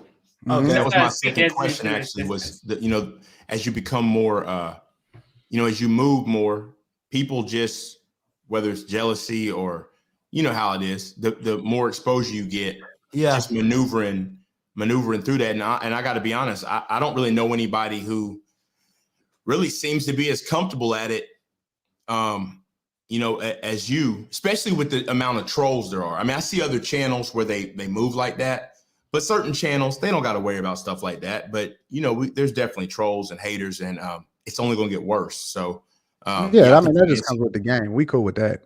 Yeah. I'm not talking about removed from them. I think it's going to be much bigger than that. Right. My goal is to eventually turn the entire world upside down, because I think that everything is messed up right now. I think what's right is wrong, and what's wrong is right in a lot of people's minds. And eventually I'm going to change that. I want to give people the game on what it means to be married. I want to give people the game on what it means to do things the right way, character. And I think that that's going to make a lot of people uncomfortable, because in order to do that, you're going to have to bump heads with people that has an opposing view, and that it affects them in a negative way. And I think that at some point, I don't think that that's going to be beneficial for me. Right. Yeah. I'm going to say this, and I'm very bold, and before the billions, very unlikely, intentional millionaire, we have our own, off the YouTube conversations. Right. Absolutely. We are right there with you, because a lot of people don't know, just like you, a lot of people don't know who I'm talking to in the back seat. Yeah. And in that back talking, I just let it be in the front. When you know what's right and you out here talking right, yeah, you are hated. And that's Bible. That's Bible. That's Quran. I know. You know what I'm saying? Like, which is exactly what it is that I know. I will show it to you in your book. I know a lot of people don't believe the way that I believe, but I believe so fervently because every single thing that God has ever told me has come to pass. Every single thing that he's ever told me has come to pass. I mean, I believe, like, I'm talking about fervent. I will not waver. I will never do any of that. So I know that there's a certain calling on my life, and I don't run from it. I run to it. And so everything that I do today is, I know that the people that I impact now is going to exponentially impact the other people that come after me. So it's not about me, but it's about the work that I have to do in order to ensure that what needs to get done is going to get done. It got to be done, and somebody got to do it. And it might, it's got to be me, because that's the calling that's been put on my life since I was a little kid. And it just, I've just learned to embrace it, so much so to where that's why I live every day like it's my last. I mean, listen, I live every day on 10. I'm excited. We all have a finite amount of time on this earth. All of us. Most of us, the overwhelming majority of us, has no idea when that expiration date is. But we all have a finite amount of time on this earth. The question becomes, what are you doing with it? The reason why my 24 hours seem like I got 30 hours in a day is because I understand the importance of time, and I'll never get a minute of it back, and I have an expiration date. All of us do. I think I know what that expiration date is for myself. Mm-hmm. And so as a result, I live every single day like it's my last. I have fun. I pour into people. I love people. I enjoy people. When people meet me in person, I pour into them. I stop my day, every single thing, every single part about it. But I think that there's a certain calling on my life, and again, I just embrace it. I don't fear it. I don't run from it. I just know what it is. Salute to Black Heights. Advance your career. Super chat for Superman. Much appreciated. Thank you, sir. I want to take about 1 minute. I want to speak to Cheryl, and I'm going to speak to Suzette Speaks. Okay. And then after that, I got to dip. I didn't stay. Yeah, I know you got to 35 minutes past time I'm supposed to. Yeah. Cheryl and Suzette Speaks, if you read the Bible, all spiritual leaders do not live out their full life, but their works do. And maybe I'm going to have to teach on that in the that's going to be one of my Patreon conversations. I'm going to teach on because to me, I don't hear darkness. I hear the marvelous light, because Christ knew when he was going to go. Abraham knew when he was going to go. Moses knew when he was going to go. Martin Luther King knew when he was going to go. Malcolm X knew. You know what I'm saying? Like, you got the premonition, but they left knowledge, wisdom, understanding that we're still saying their name today. And like I said, when you're speaking truth, you're speaking your authenticness, but you're speaking your own personal life experience. You're gonna have that's the goal, Uncle Stu. Yeah. I want to honestly look. People think the goal is to be the greatest YouTuber or the greatest content creator. The goal is to be the Martin Luther King of my time. I ain't mad at you. Listen, I've lived 3 lifetimes already. I did a video where I said I lived 3. I've done more in my life than most people will do in 3 lifetimes. Most people just live to die. And I've lived 3 lifetimes. The goal is to be the Martin Luther King, the Jesus of my time. I live my life like an open book so that people can pick it apart and then they can use it in order to make more informed decisions. That's my goal. I love it. I love it. What I'm going to do, I'm going to keep the live stream going, but let me give you your salute. I appreciate you. Appreciate Rita getting on camera. Appreciate all of the conversation. And we're going to rock. And like I'm telling everybody, they don't realize I'm getting ready to start that Patreon. February 1st. And I appreciate you. Thank you. And you know, they don't know. If they thought they got a lot here, they ain't seen nothing yet. Yeah, they ain't seen nothing yet. Uncle Stu for having me. Thank you guys for taking your time out and listening to me rant and ramble. Hopefully at some point I added some value to everybody's life. Perry Unlikely, Before the Billions, The Intentional Millionaire, Uncle Stu, everybody in the chat.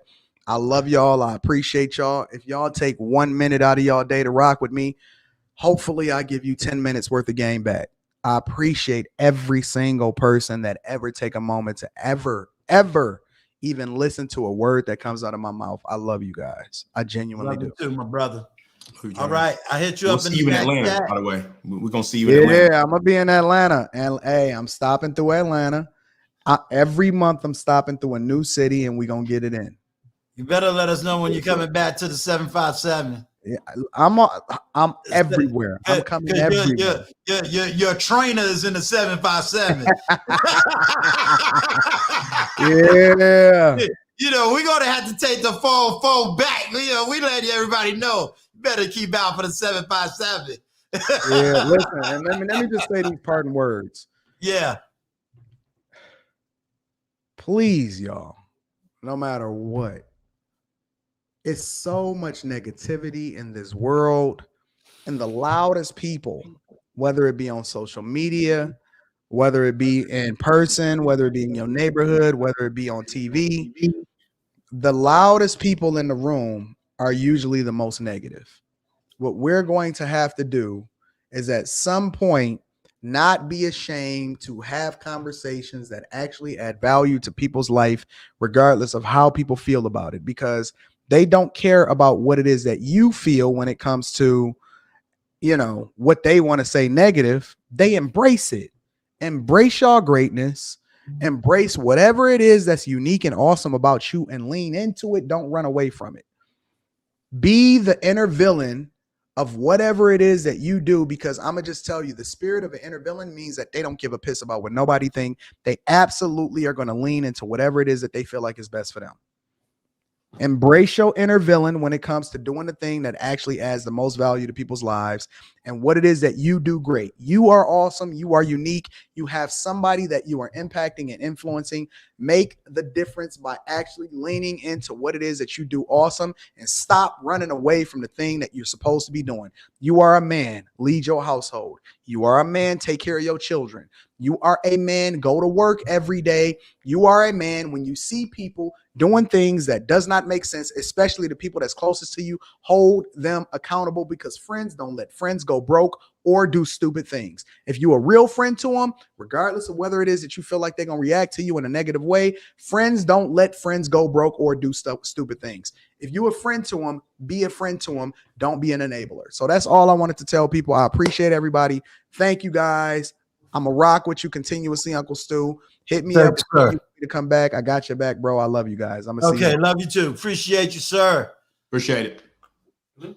And to everybody in the chat, I just want to first of all, let me thank everybody that came over here from Anton Daniels channel. I thank you so much for rocking with him, for coming over here to rock with me. You know, I'm gonna tell y'all, these are the conversations we're gonna be having. You know, if you're not down, if you're down with me, hit that subscribe button, hit that like button. Make sure you leave a comment. I'm gonna tell you, y'all, I'm bringing on the best of the best. You know, I had Suzette Speaks. She dropped mad gems. She dropped it in the American language, and she dropped it in her Jamaican accent. Y'all need to rock with what's going on. You know, we gonna do the real work here. We're gonna teach the real work. We're going to show you the real work. It's going to be both on the public platform. It's going to be on the Patreon. We are putting in the work, and we're going to teach the work. There's a lot of stuff that I see. I'm 54 years old. And when I got 20-year-olds trying to challenge me, we got some problems.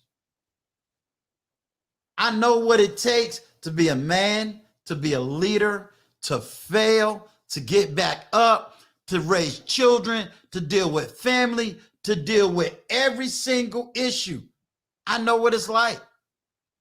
I know the struggle. Am I the best? No. Have I made mistakes? Yes.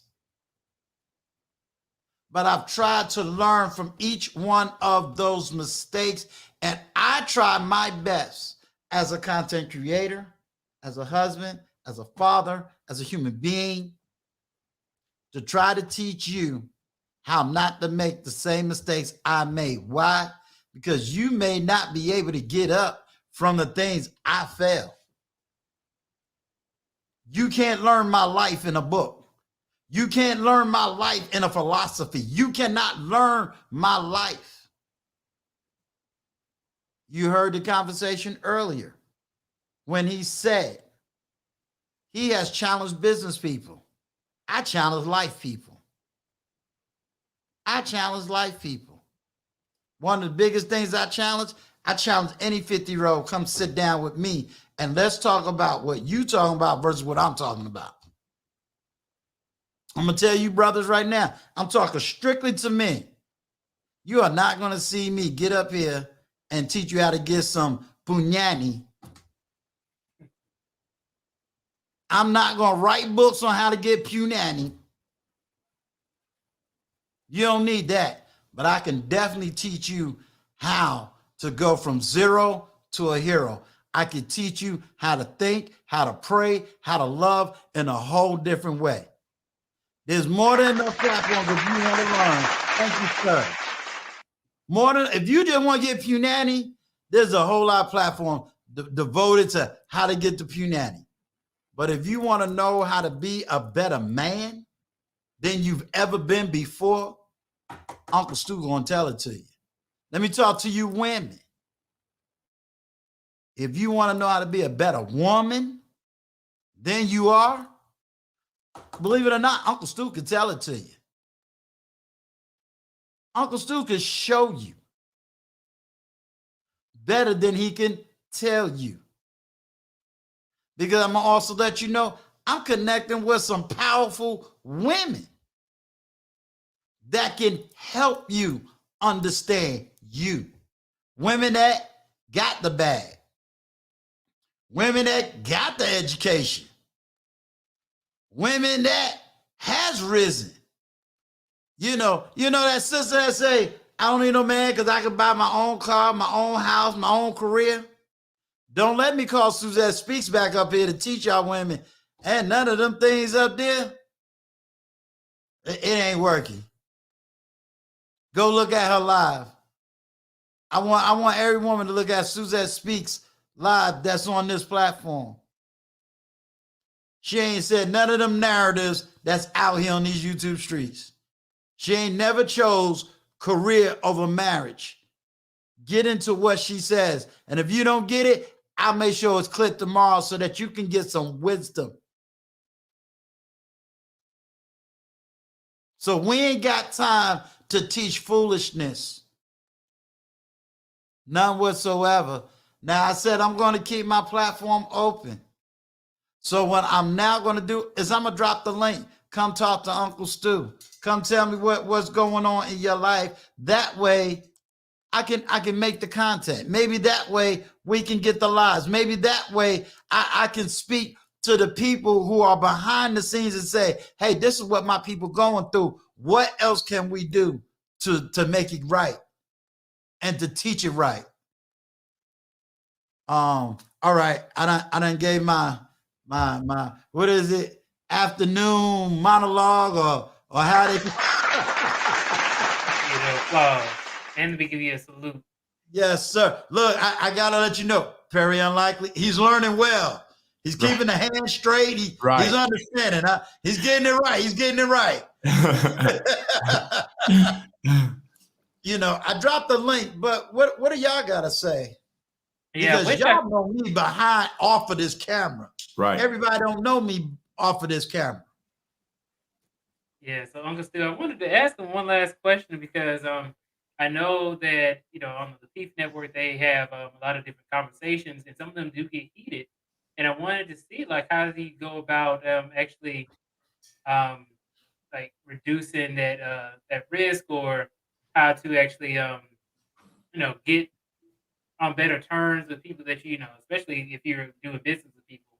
How do you like recover your relationship with people if you like maybe have an argument or, you know, something like that? I think we need to put that down and get that to him and let's see what his response will be. I think that's an awesome question because that's more on the almost on the peace side of how do you handle that type of a platform. I never want that platform, so I never even would think about that kind of question. Yeah. But what you know, what you got to say, Perry and Mike?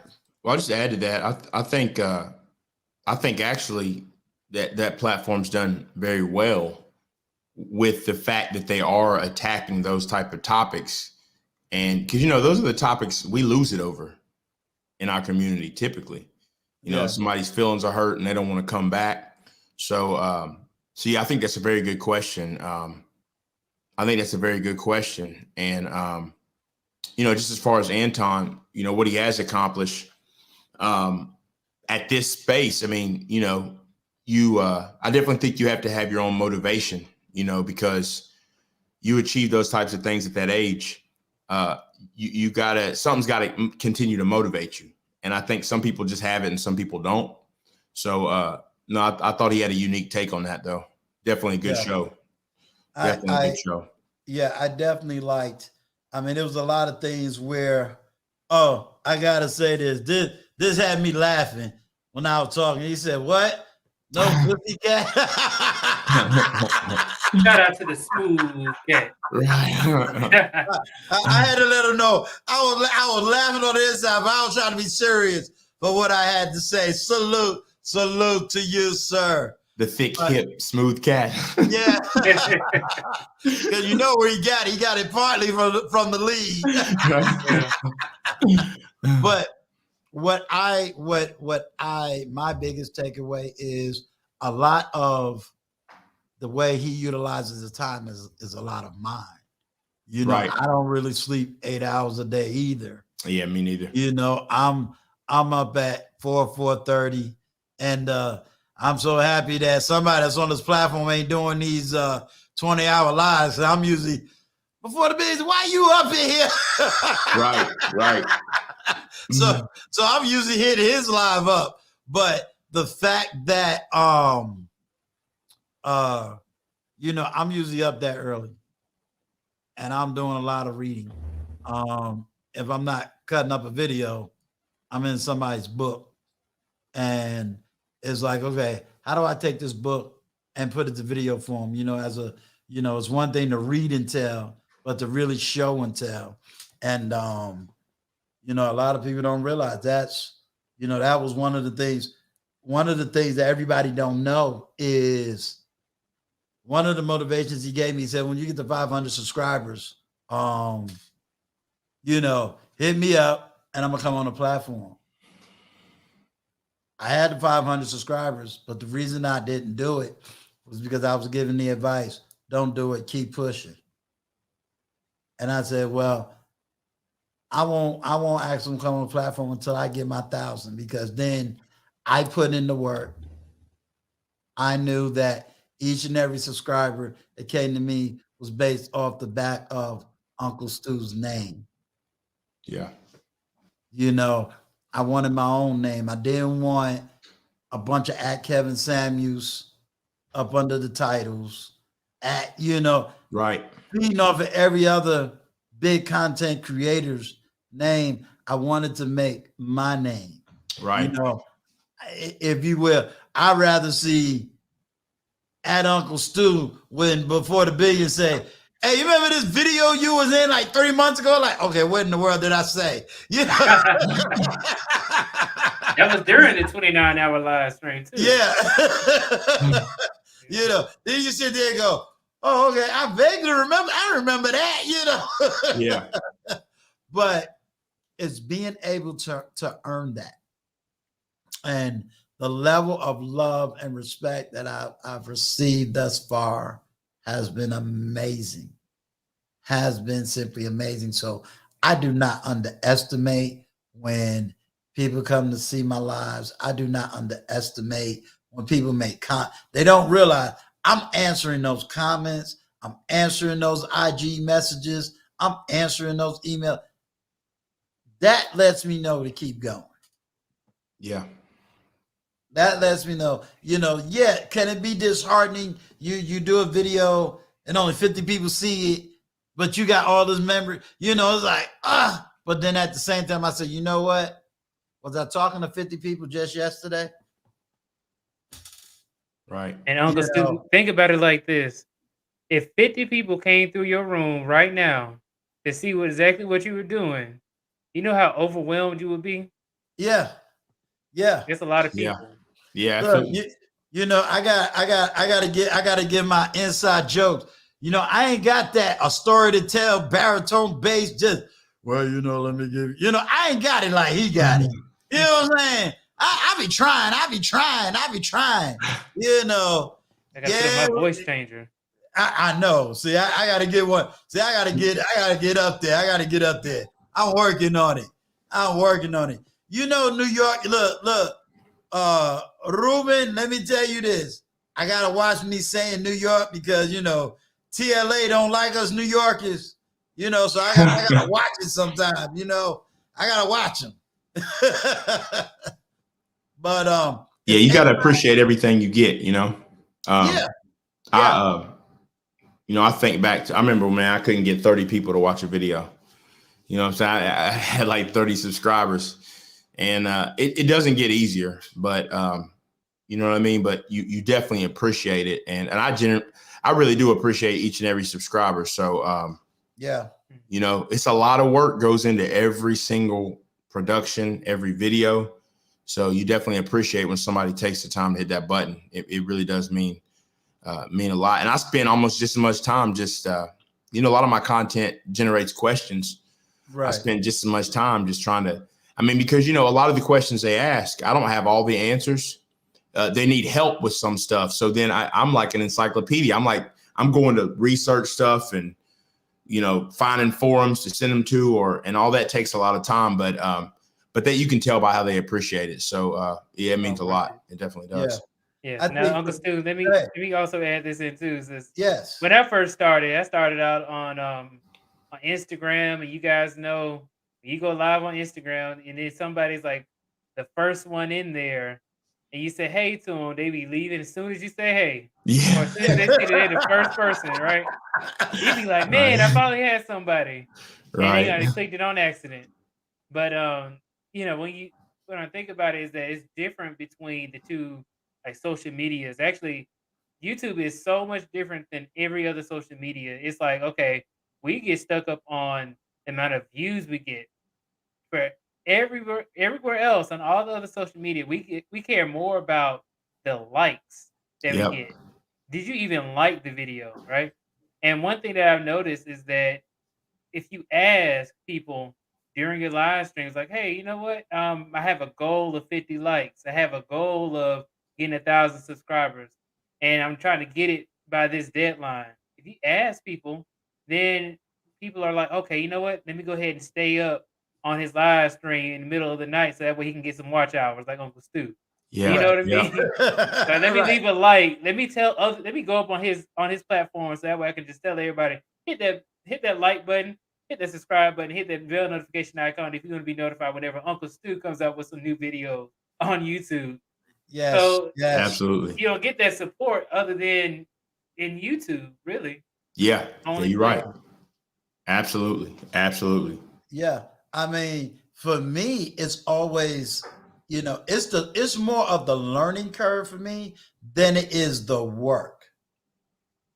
It's learning how to use, like for me, I got a Mac. So, I got a PC and I got a Mac. It's sitting there going, okay, how do I use iMovie? How do I do these particular cuts? Okay, how do I use Final Cut Pro? Okay, now I got to get over the learning curve of learning how to do all that stuff. And then it's like, oh, okay, so I can do this and this. And, and then it's almost like artwork when you sitting there taking something that you recorded for 30 minutes. Now I got to break this same 30-minute speech down into a 10-minute video and hope that you like the 10-minute video, but it took me 8 hours to get it there. Yeah. Yeah. But it feels good. Like, with the, I started out with iMovie. I think I used it for a short time and then went to Final Cut Pro. But when you do get it though, it feels good though. I'll make a little cut or something that I'm real proud of. I'm like, man, I killed that. Nobody notices it. Right. but it feels real good, And you try to put the wave lines on top of the other what is right. the key to, because I ain't gonna lie, I bought Final Cut Pro. I ended up putting video on it. And then it was like, okay, wait a minute now. This is totally different than iMovie. Yeah, it is. What is the key or the major difference you see between using Final Cut Pro and using iMovie? Because I'm getting beat up because I'm still in iMovie. And it's like, you spend all this money on Final Cut Pro. And I went and got the Final Cut Pro book. I haven't opened it up. I ain't gonna lie, I'm lazy. I didn't open that book up. Yeah, the biggest thing I noticed, and to me, it's because they're both I guess you could say essentially Apple products, right? But right. It seemed to me like with the plugins and all that with Final Cut Pro, I just felt like I could get advanced more quickly. Someone actually, when I looked it up, someone was like, on the high end, you're going to be able to get more advanced. So I was like, instead of just taking all this time putting into iMovie, let me just go ahead and get Final Cut Pro. I was about to get a new Mac anyway. Right. So I was like, let me go ahead and get that. And that way I can get, and I actually use Premiere. I use Premiere Pro as well for a short time, but I was paying like $20 a month. Right. And I was like, I can just go ahead and pay $300 or whatever and get, Final Cut. So I'm still not at that level where I would say I'm maxing out or whatever. Right. But as I do continue to get further on that end, I think that's when it'll really pay off with Final Cut Pro. Okay. Now, let me tell you this. Is there cuts better? Because I noticed that if I cut a lot of video, I have to almost use B-roll to get over the cuts. So I don't have all these retarded jumping scenes. I think the options are better. You ever seen videos where it's like 1 minute, then it just jump, then it's like jump. It's like, yeah. Uncle Stu, I wish I could do it. Uncle Stu, the way to get around that is what you can do. If it's like you sitting down talking or something like that, and you're making a cut, zoom in. Pan in, yeah. Yeah, zoom in a little bit. That way it makes it look like you're trying to say something. They're trying to emphasize a point, and then you zoom back out. So that's how you cut it. Oh, that's my number one. I'll tell you, I got that from. You're saying do a zoom in shot. Yeah, cut it. Say we got to be said, and then a zoom back out shot. Yeah, you quite literally have like one line. You cut it, and you cut the end of the other part of the other side. Right. So you have like this one clip, and then you zoom in for that clip, and then for the next clip you zoom out. So that way it goes back. Like for example, you can do it to fix things, but also like if I was going to be like, okay, so here's how it's going to go. That part is zoomed in on, and then it comes back out whenever I start talking again. And it just adds a different, kind of keeps your attention, you know, as well. So yeah, Graham Stephan is who I kind of saw. I mean, this is years ago now. That's kind of who I saw start to do that. I still watch some of these other cats just to get an idea of, you know, some of the stuff they do. See, you're before the billions, but see, you got this Tack Williams brother right here. Yeah. You know, me and you, we got a plan when we take trips. He just go. You know what I'm saying? He just, you know, he might be in New York, you know, at like 9 o'clock.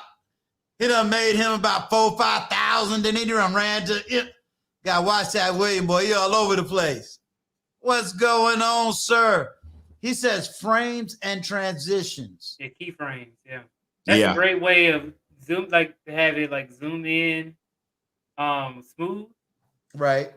Yeah, you can do it like that, but I wouldn't suggest it if you like mess up or something like that. You know, if you're trying to cut like a specific point, just go ahead and, you know, it's good for like if you're trying to do like a panning shot, you're trying to move from one side to the other, right? Trying to make something larger, trying to move something across the screen, like some words. Yeah, I bring in news articles, and you know, if I'm talking about a particular crypto or something, I'll bring in a news article and like this little swoosh sound, and it'll show the article, and then it'll go down, and another one will come in. Just little stuff like that. But it also depends on the content you're doing too. You know what I mean? It for what you're, you know, for how you're using the transitions and stuff. Help out a lot. Okay. Yeah, because that's why I say I got to learn this Final Cut Pro, because, you know, iMovie, everything is kind of basic, and I can kind of see that now. See, but then you get these, see, look. That's when you really know that you talking to the high end. See, these are these high Hollywood brothers. You know, I'm just a little old YouTuber. See what I mean? Use Adobe Premiere. See, that's what I'm talking about. You know, he's the real deal. Yeah, he the real deal. You know, you just, there's levels to this thing. You know, so you gotta like pay the janitor just to get in the building to see this man. You know what I'm saying? you just don't show up. You know, I tell you. Yeah, but that Adobe Premiere, now that one I did here was like, you really into some real movie filming. Yeah, it's good. It is good. Yeah. Really good. Yeah, absolutely. Let me see if I missed anybody. I'm gonna drop this chat one more time, and then if nobody wants to come up, then I think we can shut this stream down. Let me see if I missed anybody. Oh, I got one of these trolls in here. All right.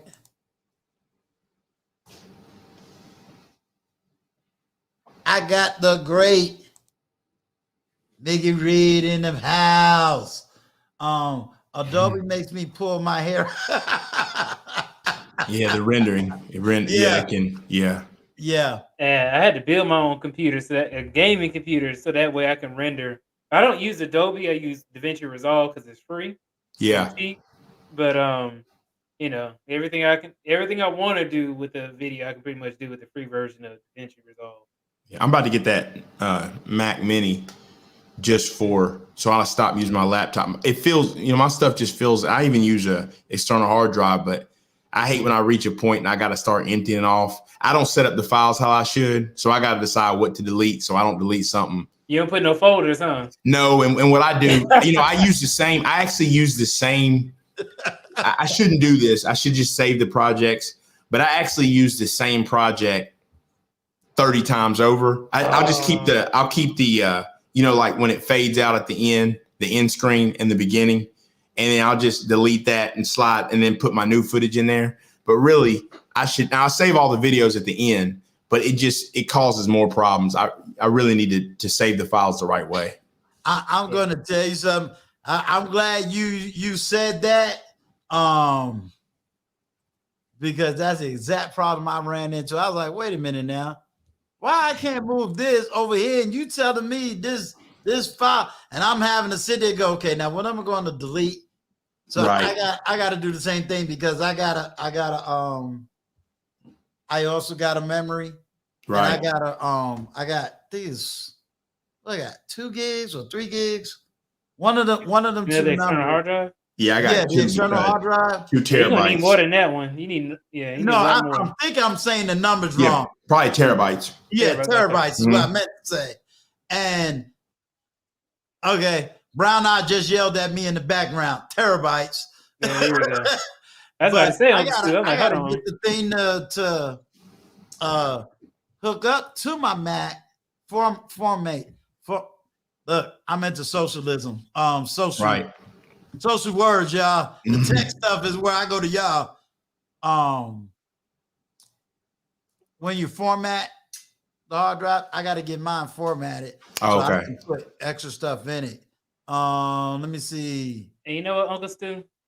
All the projects was render media app on another system. Okay. And then XDMC says it all depends on the machine that's used. Is power graphics card for rendering times. Yeah, he agrees with you that DaVinci Resolve is great. Yes, I agree. With myself, right? Well, that's something I did too. I got an extra. Whenever I got my Mac, I got it. I forget what graphics card I got in it, but I did ramp up the graphics card just to make sure to be on the safe side. So, but I still heard the M1 works better, so I'll eventually move over to that. Well, Uncle Stu, I wanted to say something right quick. Is that whenever you talk about like tech people and stuff, I actually have a video live stream that's going to come out on Tuesday, next Tuesday, talking about tech people are average, right? And the whole thing about it is that for some reason people think that like people who are into the tech industry or into technology are just like genius level people or something like that. Right. But we just average people, man. We just focus on that specific thing. Just like how, there's a lot of tech people who are extremely smart, especially in technology. But then if you ask them to do something that they've never done before out of their comfort zone, then you probably wouldn't, they wouldn't be able to do it. Right. There's some people who don't know how to fix up cars, but then there's people who love fixing up cars and who are extremely knowledgeable about it. So that's a good point because I'm surprised at how many people I come by. Man, I do at my house and my car. I do everything. I mean everything from replace the ignition in the stove. I put new toilets in it, whatever it is. I fix 100% of everything. Unless it's like I'm not gonna fix the AC, right? I'm not gonna do that. But I'm surprised at how many people just don't do nothing. They're like, oh no, I don't do that. So and even worse, they take it to the dealership and then have them charge extra. Right. They try to charge my mom $400 to change her oil. Yeah. I said, Mom, I can change your oil. Like $120 for an air filter. I'm like, you can get that for like $12 and just slide it in the compartment. You want to know how lazy I am, Perry? What's that? I'll see a video, right? And I'll go, you know what? I want to get that clip. You know what I do? I pick up my phone before the billions. What you doing right now? Here is the video. Here's the timestamp. Yeah. Give me the clip. Right. Because I am not going to sit here and try to take 20 minutes. Before the billions, you being called out. Jonathan Barron said you're capping. You know what, Jonathan? That's why I always say, like, I've only really met like a few genius level people, and I'm so serious. Like, I have actually met somebody who had a photographic memory, and it was the strangest thing because he just knew everything. Like, he would walked out of class, and knew everything that was said. It was like, day and night difference. But yeah, so Jonathan Barronville is up there. Yeah, he was saying that he literally just went through a mini surgical operation while listening to your live stream. But Perry, there is something that I did promise before the billions I was going to do a live stream about. Yeah, and it was about us older nerds. Yeah, a conversation came up, and it was like, "Oh no, we the new nerds." I'm like, "Nah, don't go out like that." Like, right. nah, we got some nerds in our generation. Don't beg XDMC to have to come up here, and we're gonna show you how nerdy we used to be. How to do it. They trying to say that this is a new thing. I'm like, no. Y'all are not new to this. Right.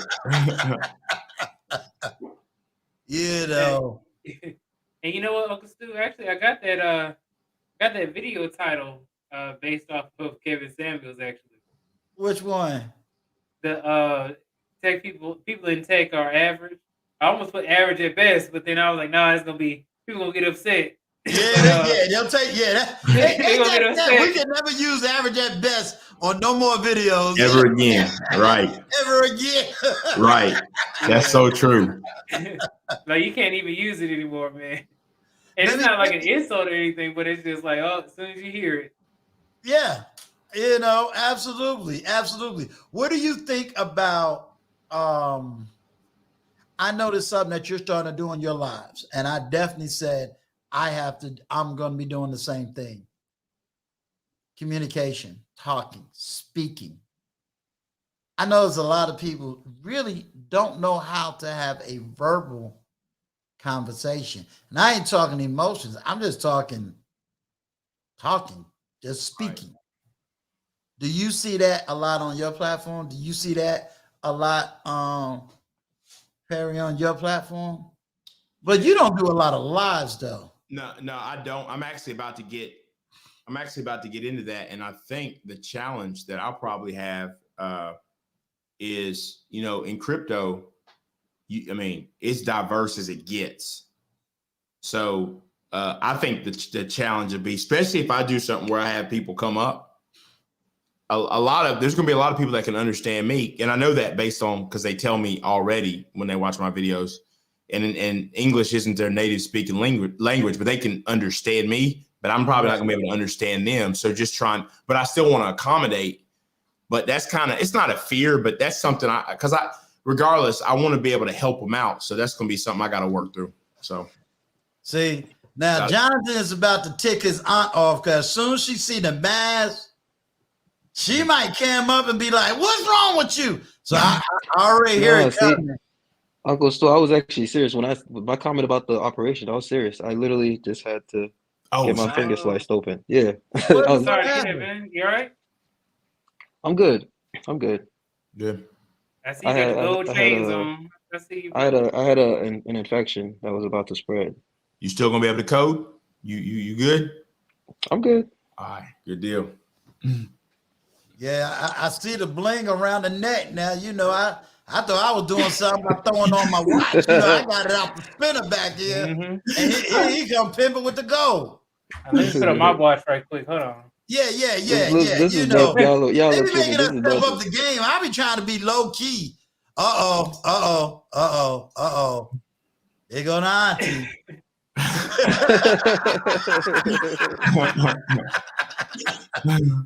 Oh man! I guess we're going to be in Georgia before we know it. Now she ready to pack up and.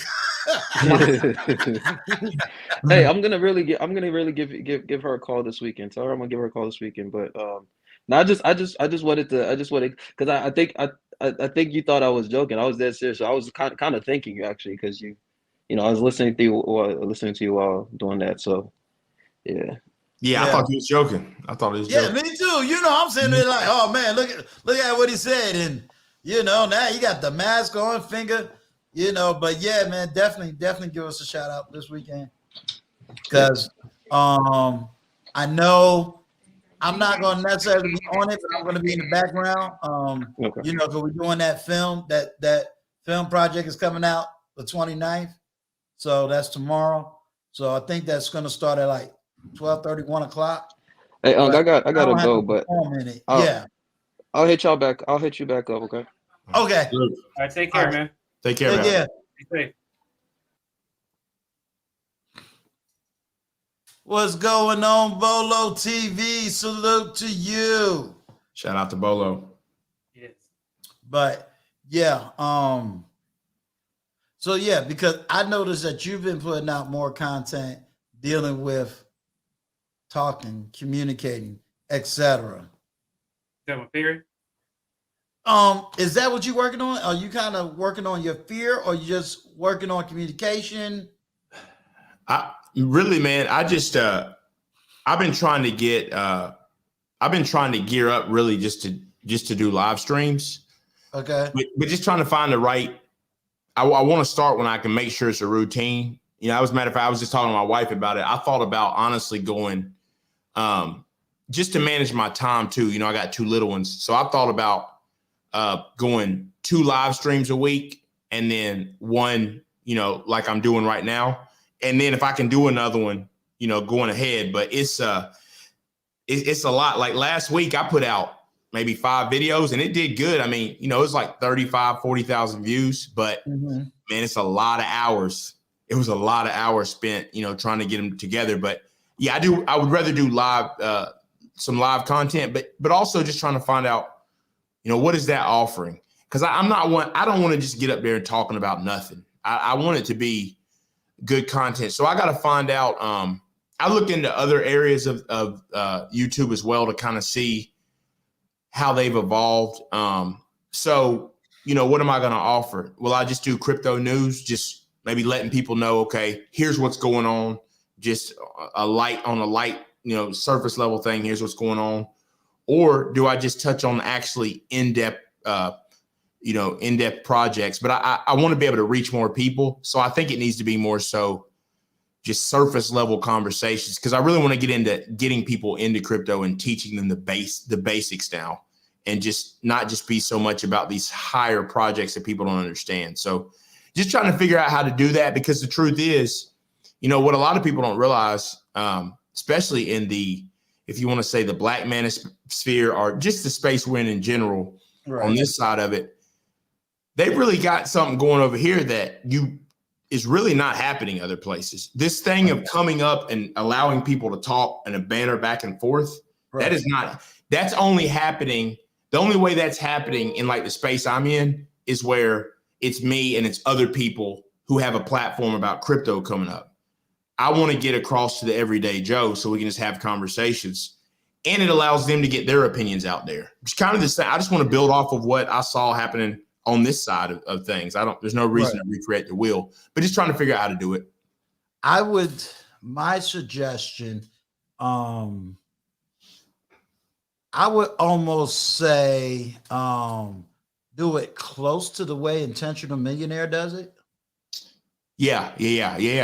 Now, right now, he's doing a lot of lives, all because trying to build the watch hours up. Right, you're right. But I really believe for his sphere, which is finance, right, it's a whole lot easier to say, do a 1 week live and drop a bunch of videos, because of the type of field he's in, versus me, where I need to do more lives than videos. Now I'm still doing videos because I'm trying to eventually get my videos more to an academia standpoint. So it's like, okay, Uncle Stu did a series on self-improvement, and you can just go through that series, right? And get it. That makes sense. You know, where me, it's, you know, I'm doing more interviewing content. If I did panel, you know, I'm hitting one major topic within that panel, right, and we're having a discussion. So I have to be able to, let's say, be more community interactive, right? You know, because I'm more on the social base, where I see where, you know, and I'm saying Intentional Millionaire as the example, because, you know, he's even kind of mixing up, let's say, interviewing a person, getting their background, and then how they're succeeding financially, regardless of how they started. Right. Yeah. You know, so for you, you know, I would even say you're probably going to have to look at a once a week, which I think is even going to be aggressive to even do it once a week based on the area you're in. Right. Yeah. Because crypto isn't an everyday language. It isn't something that everybody runs to, because a lot of people don't even understand it, yet alone know how to have conversation. Because I would even say, like, before the billions, if you look at, he's not always talking data engineering. Right. You know, it's can't do it. Yeah.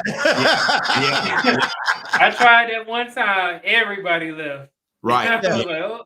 Yeah. I think something for you all to touch on, and maybe even Intentional Millionaire.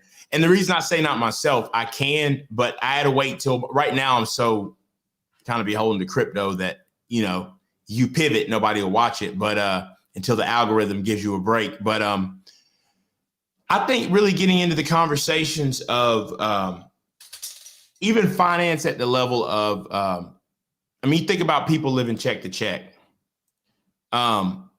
There's tons of people right now living check to check. They don't even know what it's like not to think about. I don't think about when paychecks come.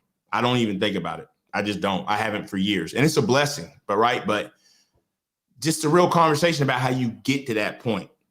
You know, how you evolve. I mean, I've been there check to check, but how you evolve. I just think there's important conversations, you know, like that. And even someone for myself, right, who, you know, I've been successful, but if I budget a certain amount, I'm not going to go over it. You just have to wait till next time. And it ain't that I don't have it. It's just, you know, and it doesn't mean I do it perfect. No, it doesn't. But just trying to get to that point is so important. But I think there's room for stuff like that, because I do think some of the overall financial conversations out there are so massive, people can't even, you know, because like I could talk about rental properties all day, but if you haven't even figured out how to get your own home, it's too big of a gap. We got to start with, you know, the simplistic stuff. So I think there's room still for that. And that's really what I want to do in crypto and just in finances, period, is just give people the simple, you know, the very simple ways of getting started and stuff that makes, you know, and stuff that makes an impact and, you know, just start out simple. So I think there's a lot of room for that. Let me ask you this question. If you're not sitting there talking crypto, what other conversations do you like? Just general conversations do you like? So anything finance, period. And then beyond that, honestly, you know, Black community solutions, not just talking about the problems, the real solution, like how we get from here, you know, to there. And then, I mean, that's really what I enjoy. And I enjoy having those conversations with people who are willing to listen, because one thing I see, like even the narrative about, you know, being married is whack. Well, yeah, it says people who aren't married. I enjoy it. I wouldn't change a thing. It was my, you know, my choice. I would choose it over again and again and again. But being able to have the conversation with those who do want to, right, and telling them the benefit of it, you know, and stuff like that. So, but I like talking about just things in general. Let me shout out somebody, but before the billions, I gotta get on my homegirl. I gotta get on my homegirl because I had one of the most powerful interviews before the billions. And did I see Kareem anywhere in the chat when I interviewed one of her homegirls from Jamaica, you know, living in Florida? Couldn't find Kareem nowhere on these YouTube streets. But shout out to Kareem. I had Suzette Speaks. And look, I couldn't find Kareem nowhere. See, that's another one of them rich women. When she finally show up, you don't know what country she in. Salute. The reason I asked you that is because, again, I'm going to go back to before the billion. A lot of his live streams don't be about what he actually worked in. And you can do that as well. Just because crypto is your big thing that you're dropping videos on, that's a good point.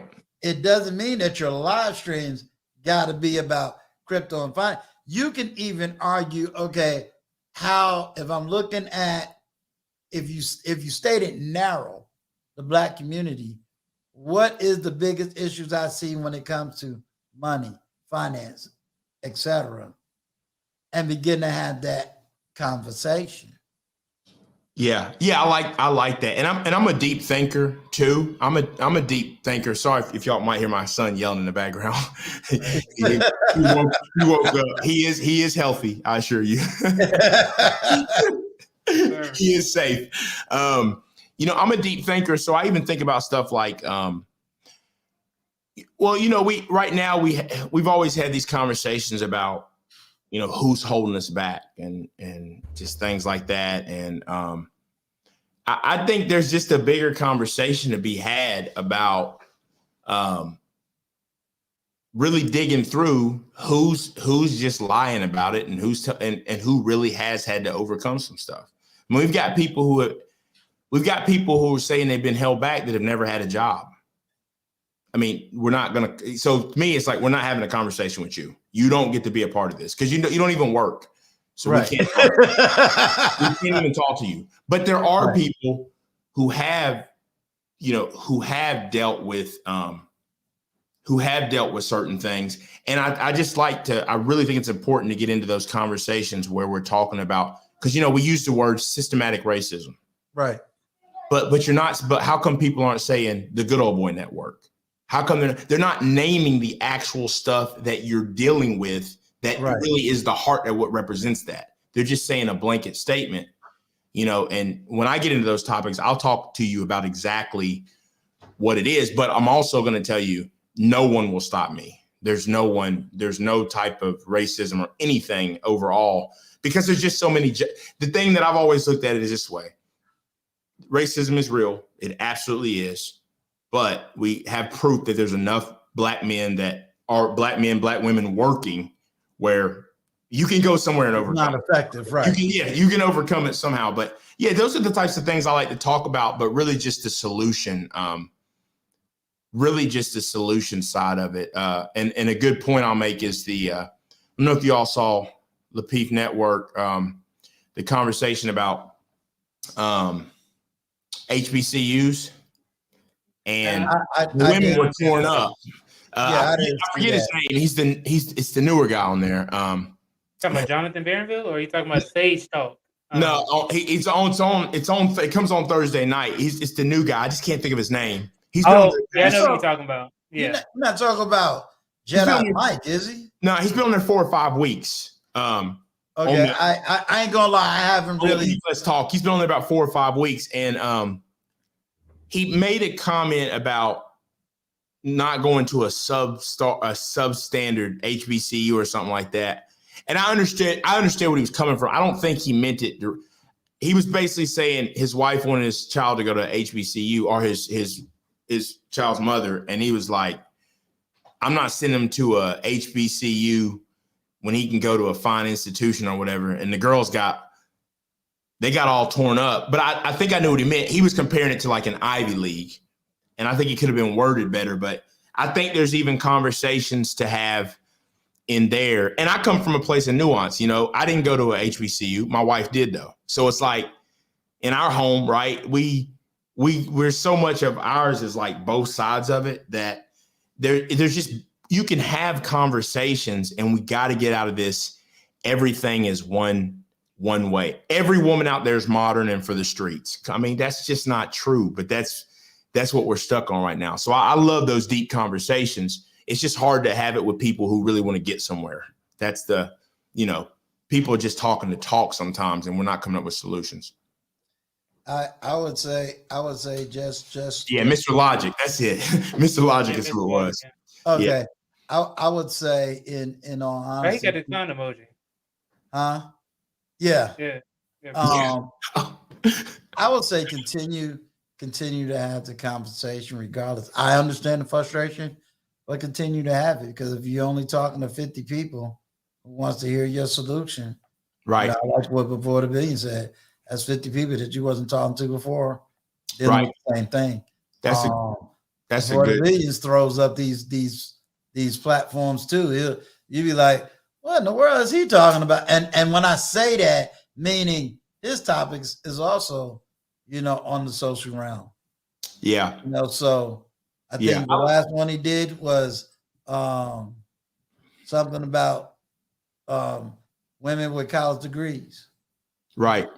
Yeah. And I was like, oh, that's perfect. He's destroying the narrative of, this Great from man Kevin Samuels on that one. Because, and it is the narrative, and it's like, okay, do y'all understand the difference between a woman leading with a degree and the sexiness of an educated woman? I mean, there's a sexiness to the thing if you do it right. You know what I'm saying? But it was like, go ahead.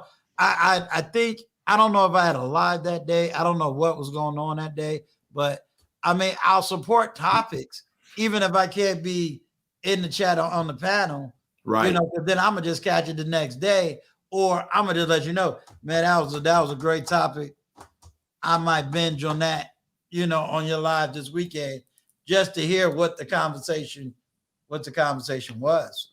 Shout out to JB, by the way. I enjoyed our conversation we had with him, and I've heard him speak, several times on platforms. I think JB's in a unique place. I could say myself similar. I'm married now, but was similarly there. It's just so important. What I like about him is you could tell he sees it extremely, extremely important to pick the right person. And it blows my mind how many people I see, they're like willy-nilly, like, yeah, whatever, whoever comes along. And that's reckless. So I really like that so when he goes to saying, look, background checks, I'm cool with it. Because the thing is if you want to do a background check on me, be my guest. You're not going to find nothing. You ain't going to find nothing bad on me. So I like that perspective that he has, because I think you got to protect that. Some people may see it as extreme, but I like it though. I agree. Well, let's be honest. If you ain't got nothing to lose, you can live a reckless life. Right. You're right. Let's just be honest. If I work too hard, forget YouTube for the moment. Right. I work too hard just to get to where I am. Right. So, if I was living single right now, I'd be doing background checks too. Because it's like, I work too hard to get here to allow somebody that ain't got nothing to lose to cause me to lose everything. But if you got a reckless life, then that's what you're going to do. That's like, and this was on Before the Billions conversation. You're telling me about marriage, but you've never been married, but you got all the statistics. But you're talking to somebody that's been married, like, make it make sense. Because now there's a disconnect between what you reading, some statistics, but you never lived it to see, well, are the statistics true or they're not true? Because statistics is only a snapshot in time. So what are we doing? Right. Because are you saying, oh, well, unless you make X amount of money, you can't get married? I mean, there's too many variables that we got to look at. And I don't think we look at all the variables. Absolutely. I just challenge people to pay, to just forge their own path. It's like, a lot of people, I think the image is that people want someone that's going to stay home. See, I don't want that. I don't want that. My wife wants to go out and work. She's a professional woman. It works well for us. So, what I'm saying? So but if you want that, that's cool. But just make sure that's what she wants too. Like, you can't force someone into it. It's gotta be something that works for everybody. So absolutely though. But conversations like that and getting solutions are what I think is important. And I think that's happening. I mean, you and I talk behind the scenes, Before the Billions is kind of in his own way is saying, hey, I'm going to destroy some of these narrative conversations by just throwing up the topic. And it's like, look, we're gonna talk about this particular issue, but we're gonna kind of destroy the issue on this side. So he does it in his own little smooth way. So I think we all just gotta do it. Yeah. Lean into it. And if people don't like it, okay, you don't like it, no problem. But I live life, you live behind a meme. Can we see can you show me your life and show it to me better? Yeah, right. Show it to me better. One of the content creators that I really like is Edward Anderson. Mm-hmm. He actually lived what he preaches. Right. You know what I mean? Like, yeah, I know this as a fact. I can hear what he's saying. I know what state he lives in. I can tell that somebody is actually putting in the action behind the words. Right. So if he says X, Y, Z, hey, I know somewhere along the line, he's actually living out what he's saying. Right. So if he says, I don't want this woman because of the way she does, I know he's walking the walk. He's not just talking. Right. Yeah. And you can hear it. Yeah.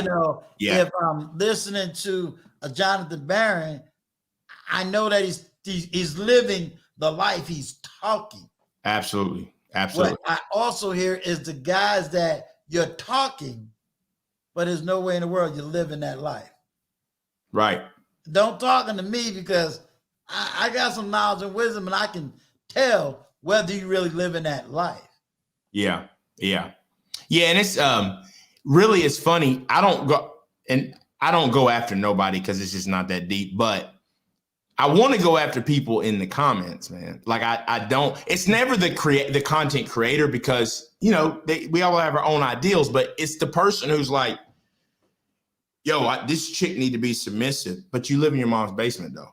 Like that doesn't work. That doesn't work well together. So, you want to expose people that we can call people out who we know you can always tell through life. You can tell like the fakers, you can always tell the fakers and you can tell the people who are, real just by their comfort level. Like nobody's got to, you can tell the ones who don't have to fake and stuff like that. But yeah, man, that's why I've enjoyed this space, man. Just really getting to see a lot of brothers who have done well. Cause I didn't see a lot of that. You know what I'm saying? Like I just didn't see, and I would imagine like if you went to a HBCU, you might, and I have some friends I went to college with. I have friends I went to college with that definitely have been successful.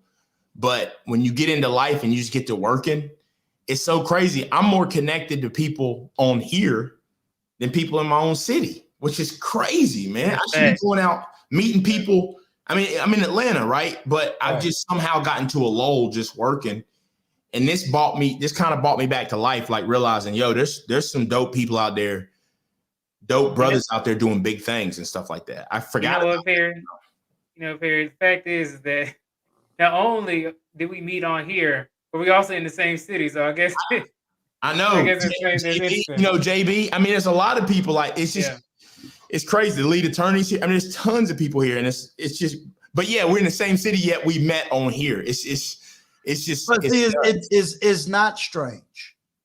In its own way, it's not strange. I mean, if you look at the first largest social platform was Facebook. Yeah, that's true. Right. So what did Facebook do? It allows you to reconnect with, let's say, people from your college days, your high school days. Yeah, that's true. Your home, your city. So that was where you first became that social interaction. And then, if you go and you look at YouTube, what are you doing? Creating another community of either shared ideas or shared thoughts where you don't have it, you know what I'm saying, in your inner city per se. Where could you go where you could say, oh yeah, I found a guy that is just like me all the way down in Georgia and I'm all the way up here. Right. I found this dude in Japan that's just like me and I live in China. You know what I'm saying? So you're able to have that larger community. And then the more you've cultivated that, then it's like, you know what? I'm going to be down in Georgia in about 2 months. Right. And now everybody's planning for you to come. Right. Yeah.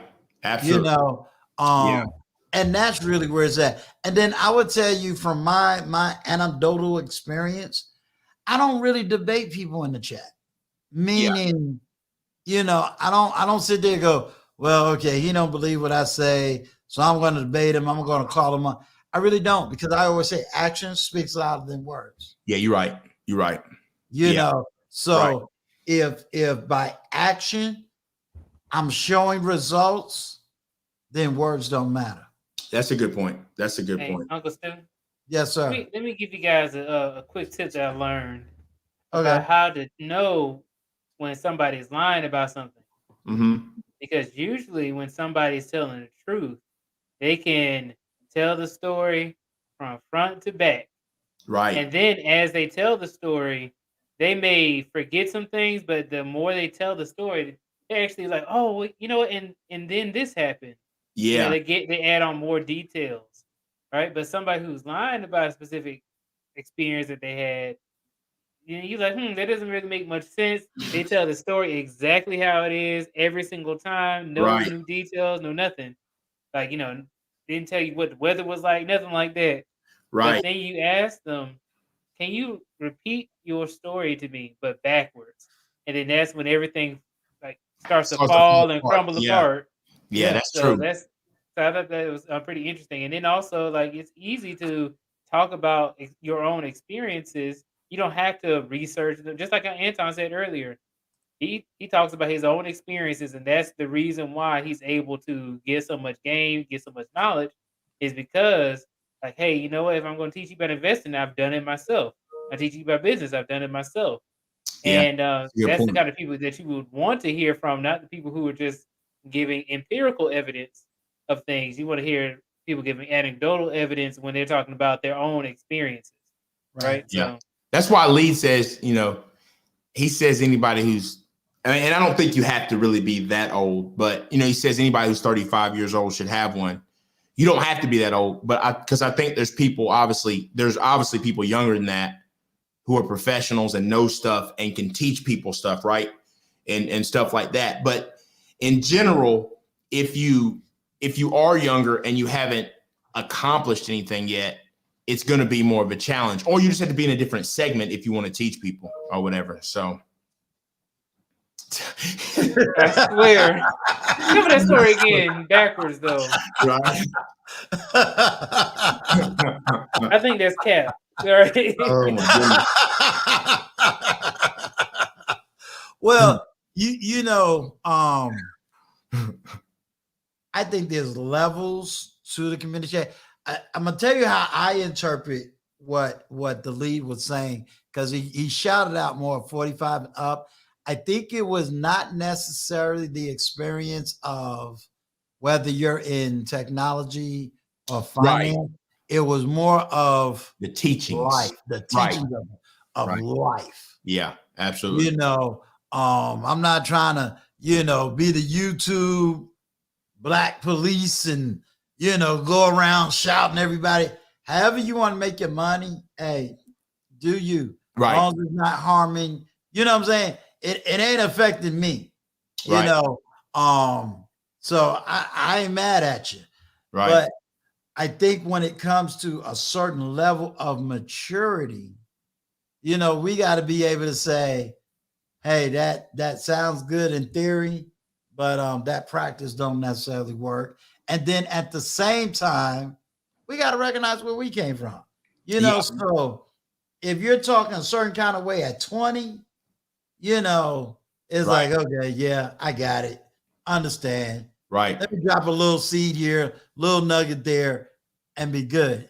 Versus I'm 60 years old and I'm still trying to live like I'm like, okay, wait a minute, there's a disconnect. Right. You know, so I think that's where it is, because, you know, before the billions would tell you, I'm quick to be like, sir, you know, I don't know this. Like when I had Shalakimi on my show. It was like, for the billions, she want to do this and I don't know how to do this.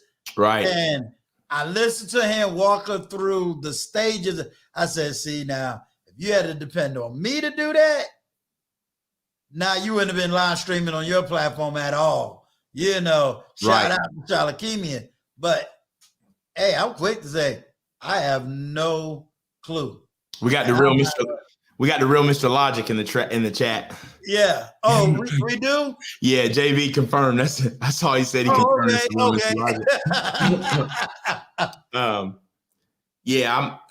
think that makes a lot of sense, Uncle Stu. You know what? A good question I have is, how many of us? I know I will be, but how many of us won't be around in 5 years on YouTube? I mean, the truth is, some people are going to give up. You know what I'm saying? Me, I set my whole plan for 5 years anyway. So I don't care if it could grow no more, but I'm going to put them videos out. And then if it don't work, I'll decide in 5 years. That's kind of 4 more years. You know, that's kind of how I decided. But it'll be interesting to see those who, you know, don't stick with it and those who do. I'm excited to see how people grow. So. Salute to you. I plead the fifth for whatever I did. Mr. Logic, my understanding, and I will drop the link so that I can hear your argument. My understanding is you argued about HBCUs. And I didn't watch the show on the Lapeef. Yeah. So if you like, I would love just to hear what your argument is. You'll find out. I'm not these argumentative types. Yeah. My take was that I just love to hear what it is that you kind of argue, so I can understand your positionality in the HBCU argument. Because I ain't gonna lie, I'm dual in that HBCU argument as well. Yeah. My take was that all the way from Canada. That's that. Got another Canada money. Sticker. Salute. She stole my thunder with the super sticker. Shout out. Bonsoir. Yeah. Bonsoir. She's on my thunder. I think my take was that he was basically just saying that I think the girls thought he was just saying they're subpar in general, but I think overall what he was saying is he didn't want to send his child to an HBCU, a subpar school, just to get the Black experience over when you can send your son to Ivy League. I mean, because I would rather you go to Ivy League as well. And I think it was specifically about, I don't know if it was business schools or whatever. And I thought what he said made sense, but it definitely riled some people up. So I thought it was a good conversation though. Well, I have my own personal experience with that. I didn't want my daughter going to a particular HBCU, and I'm emphasizing particular, right? HBCU. Okay, Mr. Logic is going to cam up. Okay, all right, cool. A particular HBCU, but it was based on what I saw. Right. Then when I tried to get her into another type of a HBCU, she rejected that HBCU because of the social environment that it was, arguing. Right.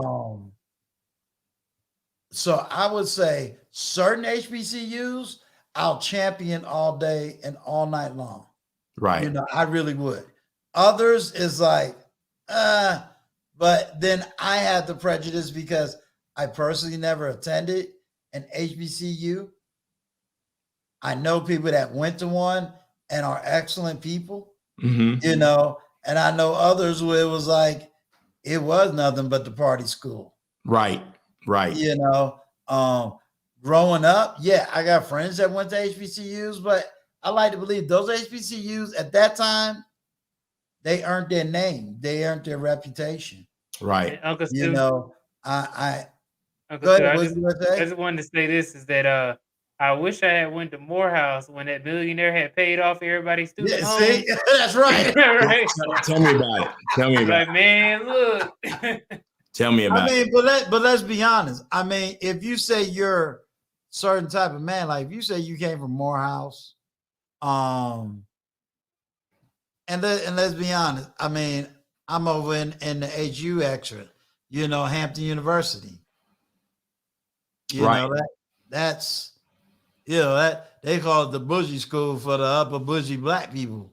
I know we just got this report about Hampton, not Hampton, Howard. Is it Howard? What's the school that is it Howard University? The one that vice president went to?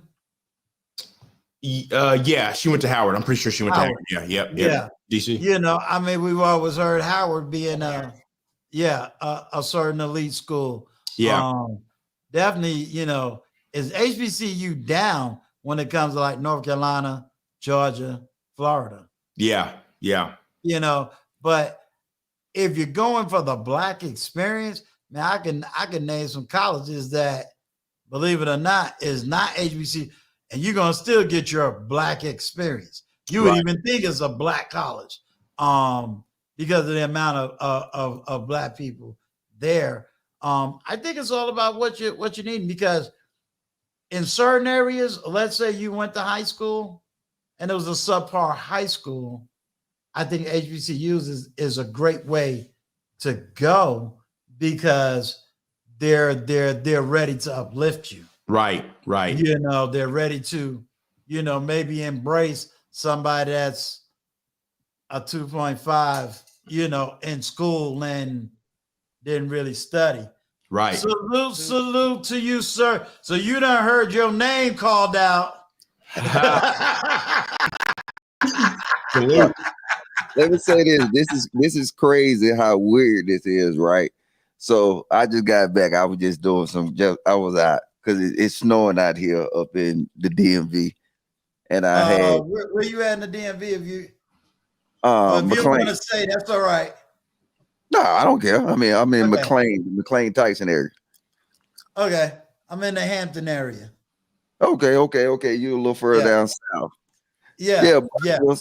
I got back in and I was looking at YouTube, and then I saw Anton had shared a live. He shared your live. I guess he was on this live earlier. Yes. So I said, let me pop in here and see what's going on. As soon as I popped in here, I saw JB tag my name. I was like, what the hell? What I do? Yeah. I just mentioned you. We were talking about just different conversations, and I had seen that Lapeef. I seen the Lapeef episode, and it was about HBCUs, and I was telling them the girls got kind of.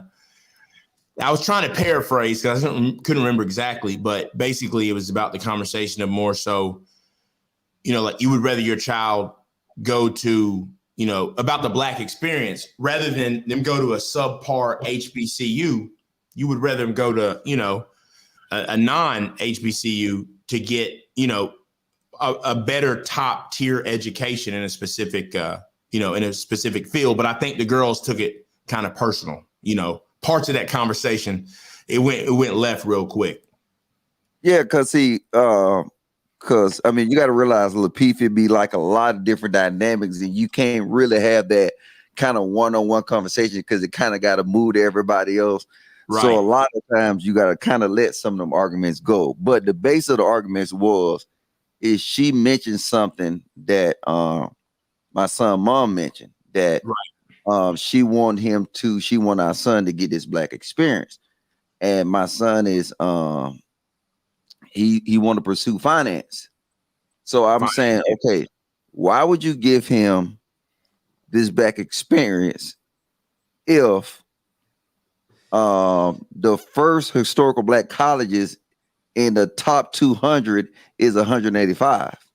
So yeah, you're giving him that black experience, and a lot of time they whole purpose be how they said. I'm trying to figure out how they say this. They don't want him to be a fish out the water, so they don't. But I was like, if you send him to a majority black school, that's exactly what you're doing. Right? Like you're making him, because just like this, the population, what black people in America is 13.6, 13.5. Yeah. Give or take. Yep. So now if you do the dynamics, if you send him to a majority black college and then he have to go to the workforce, he'll still be dealing with numbers similar to that, especially in a field like finance. Yeah, you're absolutely right. You're absolutely right. My question, and this, you know, I'm asking you this, but I'm asking a general question. What is the black experience?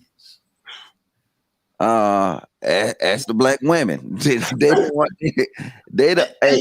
and the reason I say that, and this is for anybody in the chat, I really want to know what that is. Now, people will say, well, wait a minute, what do you mean? You don't know what the black experience is. The reason I ask what is the black experience is because my experience is not everybody that I hear's experience. Right. Meaning I'm the remigrant of the South. I have a mother and father. I had grandparents, you know, they all now passed away. I came from a well-to-do family. I didn't have this hood. I don't like to say hood. I didn't have a certain level of the struggle. I've had other struggles. Don't get me wrong. You know, I've been down some roads. Don't get me wrong. But it's like, it seems to have this one narrative. And it's like, okay, but if I don't fit that narrative, either I'm not black or I didn't have the black experience. And I'm going, well, every day I wake up, I'm black. I mean, right. So I have been always wanting to take the deep dive. Well, what the heck is the black experience? Can you tell me what that is? I'm gonna go off of what you said. Now, see, I think it's the craziest thing that I ever heard. But if I was to say what the black experience was, I would put into here. What do you call a neighborhood that's predominantly black? The hood. The hood. You call it the hood, right? Yep. And then what are the activities that's in a predominantly black neighborhood? Yeah. I see what you're saying. What a lot of people don't realize is that, okay, let's be honest. A lot of these things from the hood, they've been over to these historical black colleges, whether you want to believe it or not. And I gave them my experiences being in the military that I taught ROTC. And in teaching ROTC, I had I taught at the University of North Carolina. And then we used to go up there and also do projects at the North Carolina A&T. I'm sorry. I'll tell you why I chuckled. I lived in North Carolina and A&T was the school I was talking about. Okay, so hey, and my daughter graduated from UNC Charlotte. So you know, Army. Yeah, you got to realize is if we never approach these stereotypes head up and identify that they're not lies, they're the truth. You can never change the activities. And we're fighting against stereotypes, and people say stereotypes are lies.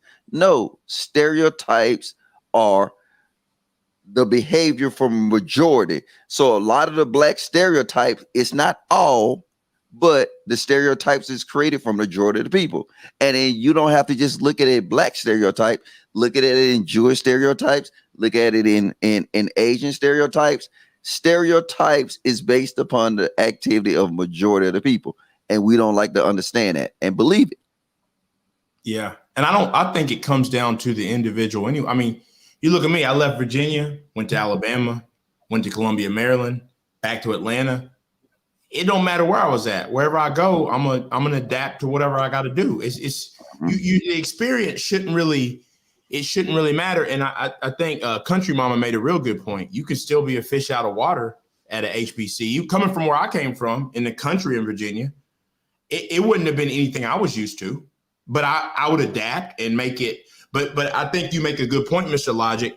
I think from the educational standpoint, right? If you go to HBCU to be a pharmacist, to be a doctor, then yeah, the activities you're probably engaged in and the students you're around is probably upstanding like anywhere else, right?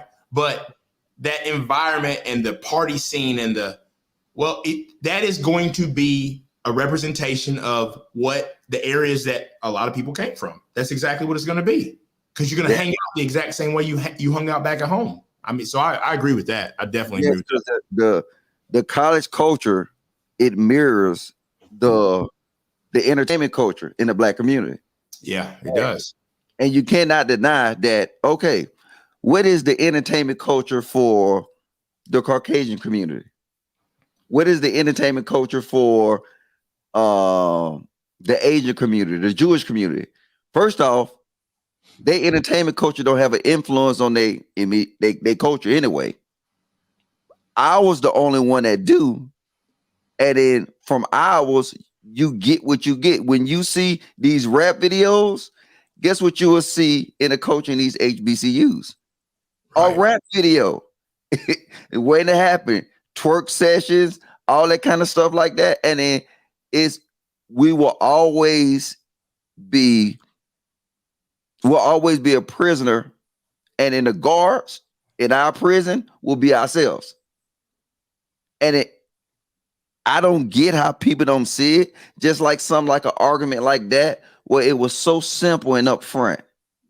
Like it was the dialogue going back and forth with that information. Should that have been a 30-minute dialogue? No. Is it true? Or is he lying? If it's true, let's deal with that. Let's talk about solution. If he's lying, then address this while you say I'm lying. Right. And we move forward. Yeah. Right. Yeah. Hold on one sec. Hey, Mr. Real Estate, just uncam and then you can cam right back up.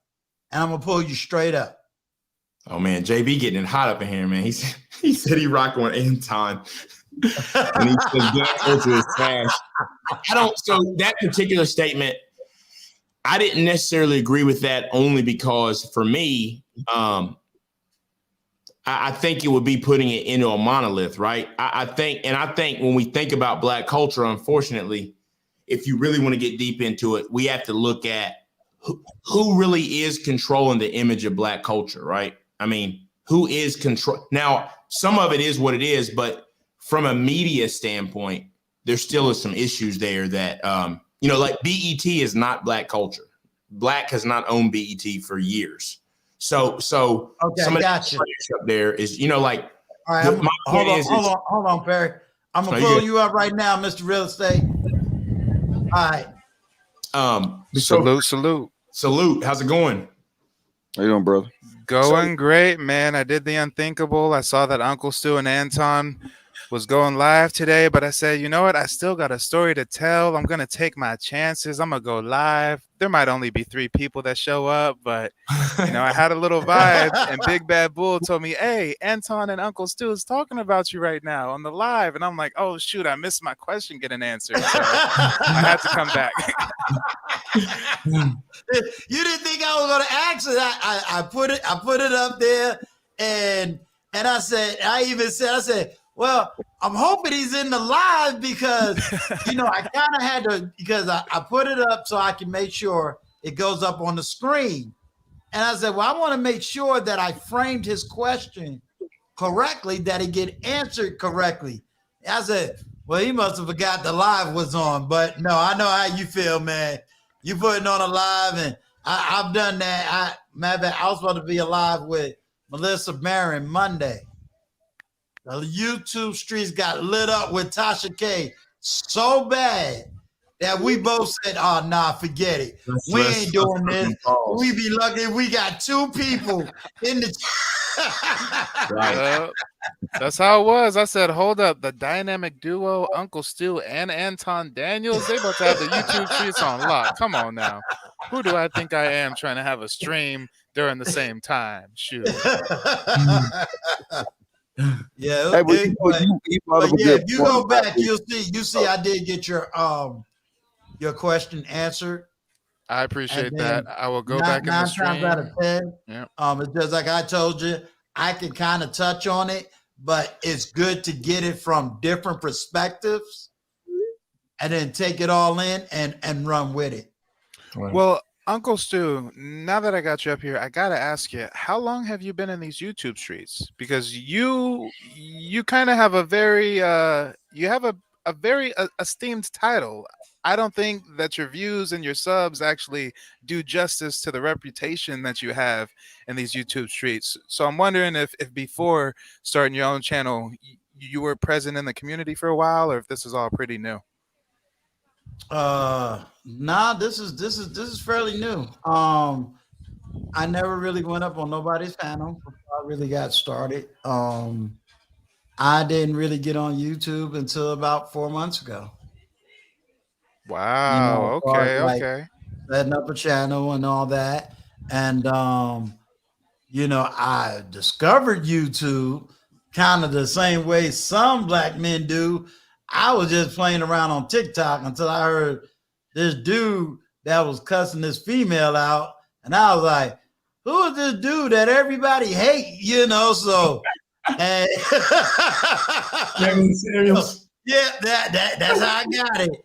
And from there, it was like Kevin Samuels. I was like, oh, okay. But when I saw the actual whole stream, I was like, oh, okay, I kind of get what's going on here. And then it just went, you know how they always say, was it suggested people? And I just started clicking. It was like, okay, Alpha Male Strategies. Okay, I got, who's this comedian? Who's this funny dude? O'Shea Dude Jack. Okay. And that's basically how I kind of got started. It was I was listening to a live that Tough Love had, and then I heard something the lead had said, and I was like, well, okay, let me get out here and let me try, and definitely trying to work to get your 1,000, your 1,000 subs. They said, well, you got to float around and I did what I did. So, it's humbling to say, my knowledge and things that I say that I don't have the subs or the bigger community. I just do the best that I can. Absolutely. That's all we can do, right? Yeah. I wanted to ask Mr. Logic one question. Real Housewives of Atlanta, right?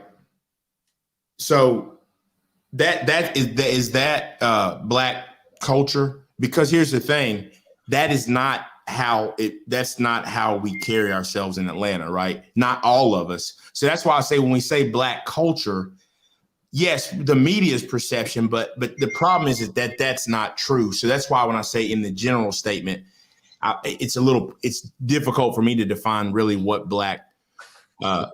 a black culture is. And then even going back to when I was younger, even with hip hop and stuff like that, when I think of Naughty by Nature, Tribe Called Quest, stuff like that, that's not. So when we just say rap, I know it's changed, but I do have memories of, good music and stuff like that. So it's just too blended to call it one thing. Can I give you a YouTube example of black culture? Yeah, absolutely. Why did Uncle Stu say that he couldn't go live when he wanted to the last couple of days? Yeah. No, that was a question though. That was a question. Right. Yeah. Because of the Tasha K, right? Yeah, I see. Yeah, you're right. And now the rest of the world was focused on a possible Russia-Ukraine invasion, right? Right. Yeah, I see what you're saying. And one certain group. So, like I said, no matter how the media frame it, it is black culture. We don't care about nothing that matters. Tasha K was blowing up the black airwaves about a silly lawsuit that, what I'm saying, anybody that was blind can see she deserved that. And it's serious implications going on. And then most of these guys are investors. So if you an investor and you're not investing in KBR, you're not investing in Floor, you're not investing in these think tanks, you're not investing in all that, you miss your opportunity, because guess what everybody else outside the black community is doing? Right. That exact thing. And I'm gonna tell you, Perry, I did a clip Mhm. of I think it was right before. Matter of fact, it was on Suzette Speaks Live when I did her live. Right. And I got the clip. I just never released it, but because of this conversation, I'm going to release it because I'm going to clip just what he said. On that clip, it's not on this laptop, so I can't, pull it here. But on the clip, I said, I am not going to speak on the Tasha K. Yeah, I remember that. And I made it clear. These Right. YouTube streets is on fire. Where's the YouTube streets during politics? I don't care if you're a Democrat or Republican. Where's the black YouTube streets during political issues? When men are being abused, when women are being abused, when this is going on, when that's going on. Where's the YouTube streets then? You know what I'm saying? And that's true. Then it was, not only that, but is Tasha K the only one that's ever done what she did? And I made it clear. I've been around these YouTube streets. I've had it happen to me. Right. Yeah. I was here. When I have real talk with Uncle Stu, it's having a conversation with someone, getting to understand them.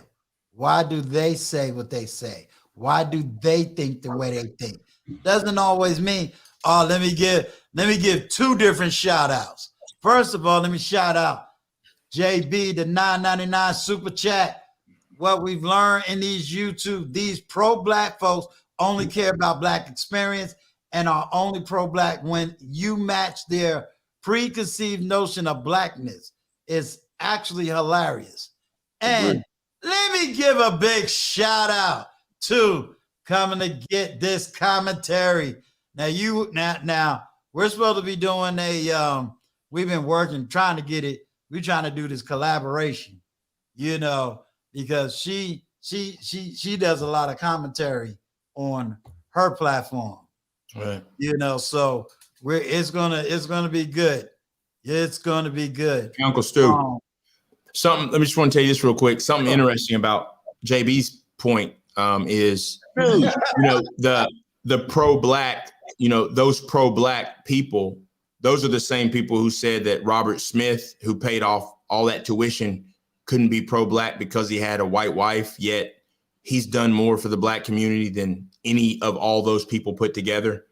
See, it's just stuff like that kind of gets under my skin. I mean, we have people writing rules that aren't really, they're defining stuff that they don't even have the authority to do in the first place. So no, I definitely and I'll say this. I heard what she had to say.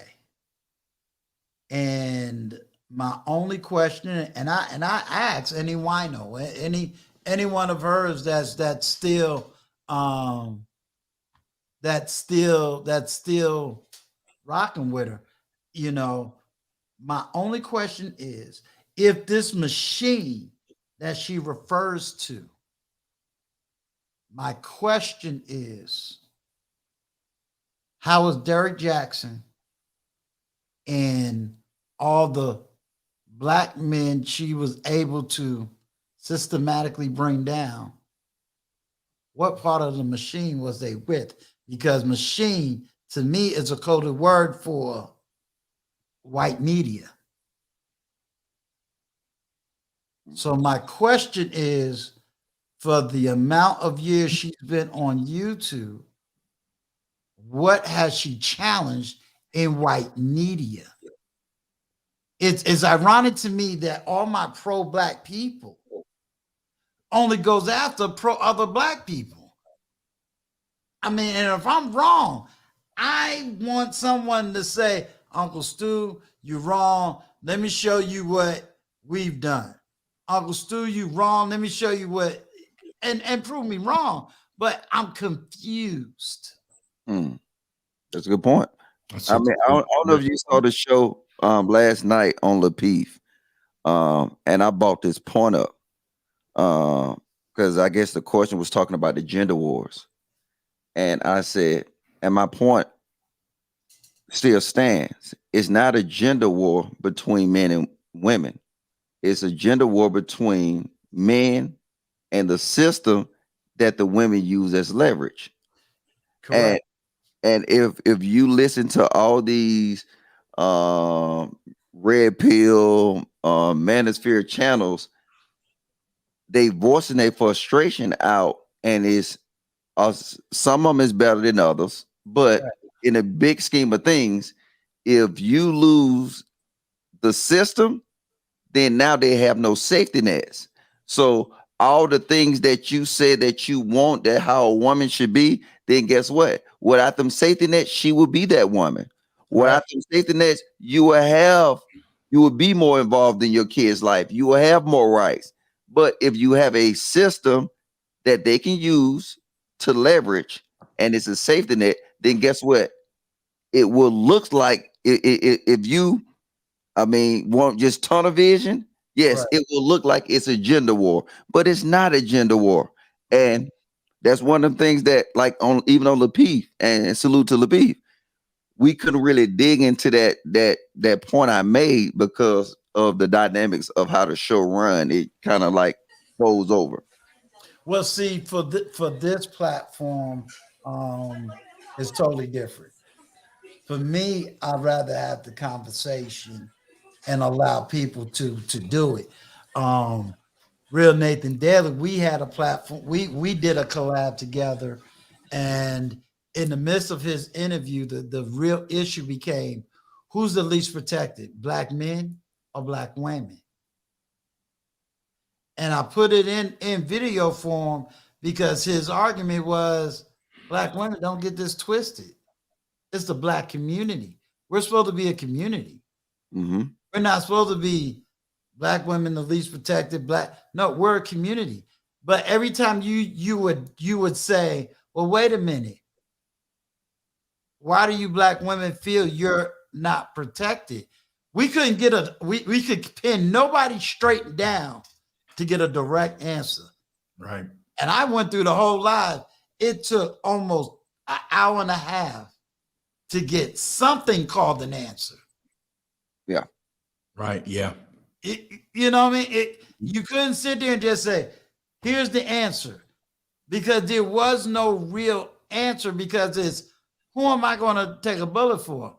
I'm going to take a bullet for my woman. I'm going to take a bullet for my kids.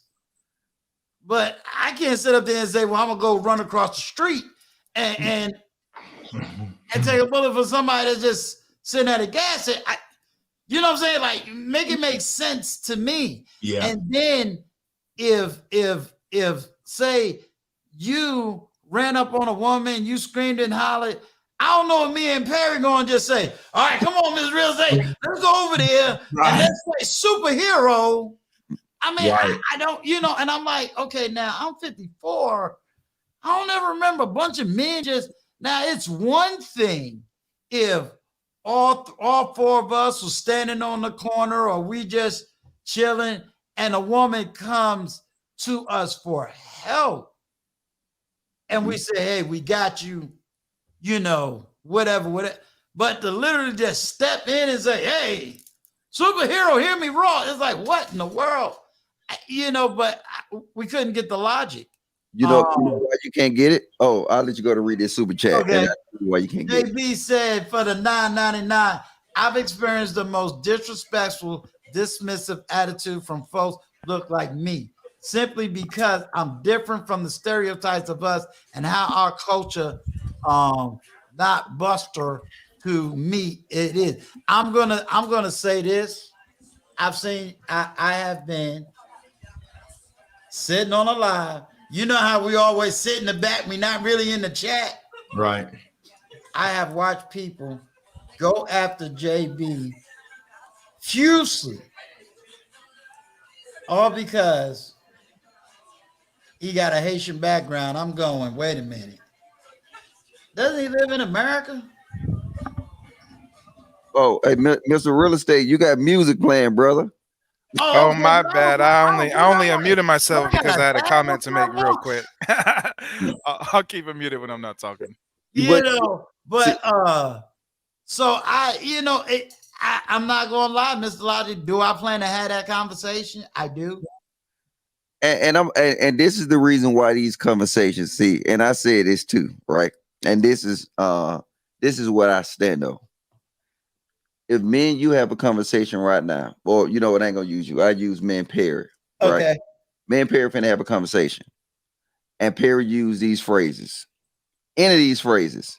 I believe, I feel, I think, I assume, I give credit to, my opinion is, I agree, we have to agree to disagree, and so said so. Automatically, we cannot have a true conversation. Any of them phrases would derail the conversation because if we're having a conversation about something and we speaking about it from a logical perspective and facts, you cannot use I believe, I feel, I think, I assume. Them actually terms that men don't use in conversations. Them actually terms that women use to derail conversations. And like I said, you don't got to listen to me. Go to your favorite podcast and watch a conversation that's some simple, just like we was talking about the HBCUs and the finance, which you can just you can Google it and you can see that the first HBCU is 150, 185, which by standards of the top schools, it will be subpar. But that would be an argument because you will see them terms used so much. And them terms is mean to derail. And then now men never had conversations like that. I remember my dad and my uncles, they never sat around saying, I believe, I feel, I think. You know, they spoke from a perspective of, you know, it was upfront. They gave perspective, and a perspective was grounded with facts. And that's something that we lost as men. And now when we have conversation with women, we're dealing with this stuff. Knowing they got leverage, guess what's gonna happen every time? It would derail a conversation, and we would never have, like I said, the people y'all name or whatever, like Kevin, I think y'all named Kevin Samuel earlier, right? Right. Just look at the conversations and listen to the conversations. And I promise you, how many times they use them terms, you'll be like, oh crap. You know what I'm saying? Mr. Logic said that. It derails the conversation. Any of them. Look at, you know what I'm saying? And look at the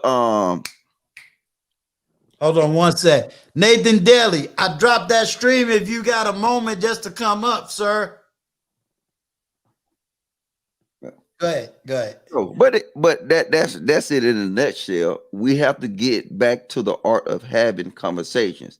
And then us as men, we will have to do the man that it's an emotional free conversation because that's the only way you'll ever get to a solution. You'll never get to a solution dealing with somebody's feelings. And that's the problem we're dealing with in all these spaces across the Black community. Talk to me, Mr. Real Estate.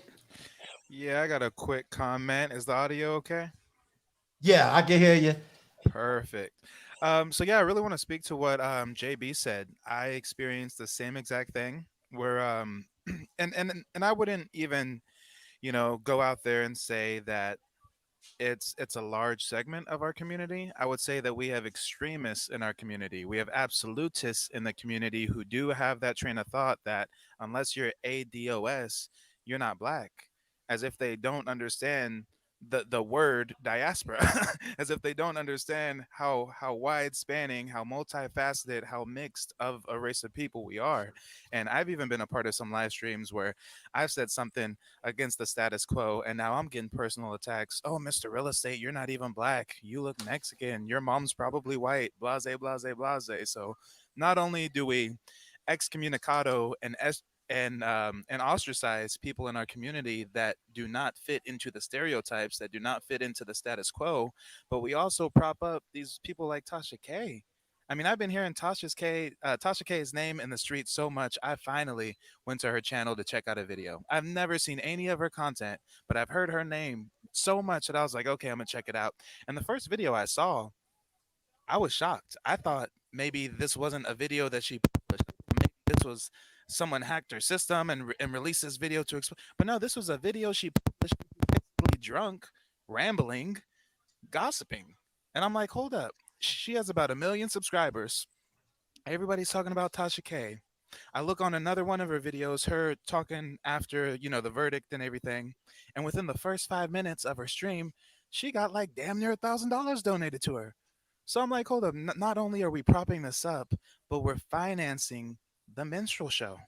Meanwhile, we got people like the lead attorney breaking 100,000. We got people like BTB, Wealth Engineering, Nathan Daly, the Lapeef Network, many people in the community who rightfully should be at past 1 million subs. These are the people that should be propped up, the thought leaders. But instead, we've got people like Tasha K representing us in a terrible way.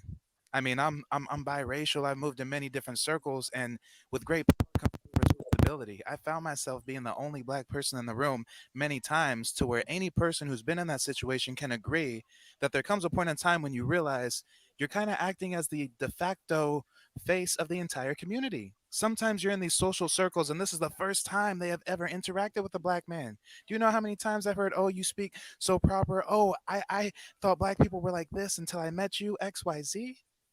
So for us to have this person propped up on a stage like Tasha K, to have Tasha K become people's first introduction to the African American community, that's dangerous. That's real dangerous. And then when we want to talk about people siding with other communities and coming at us hard, I mean, I just saw on the lead attorney's page on his community tab, he reposted something that Tasha K posted.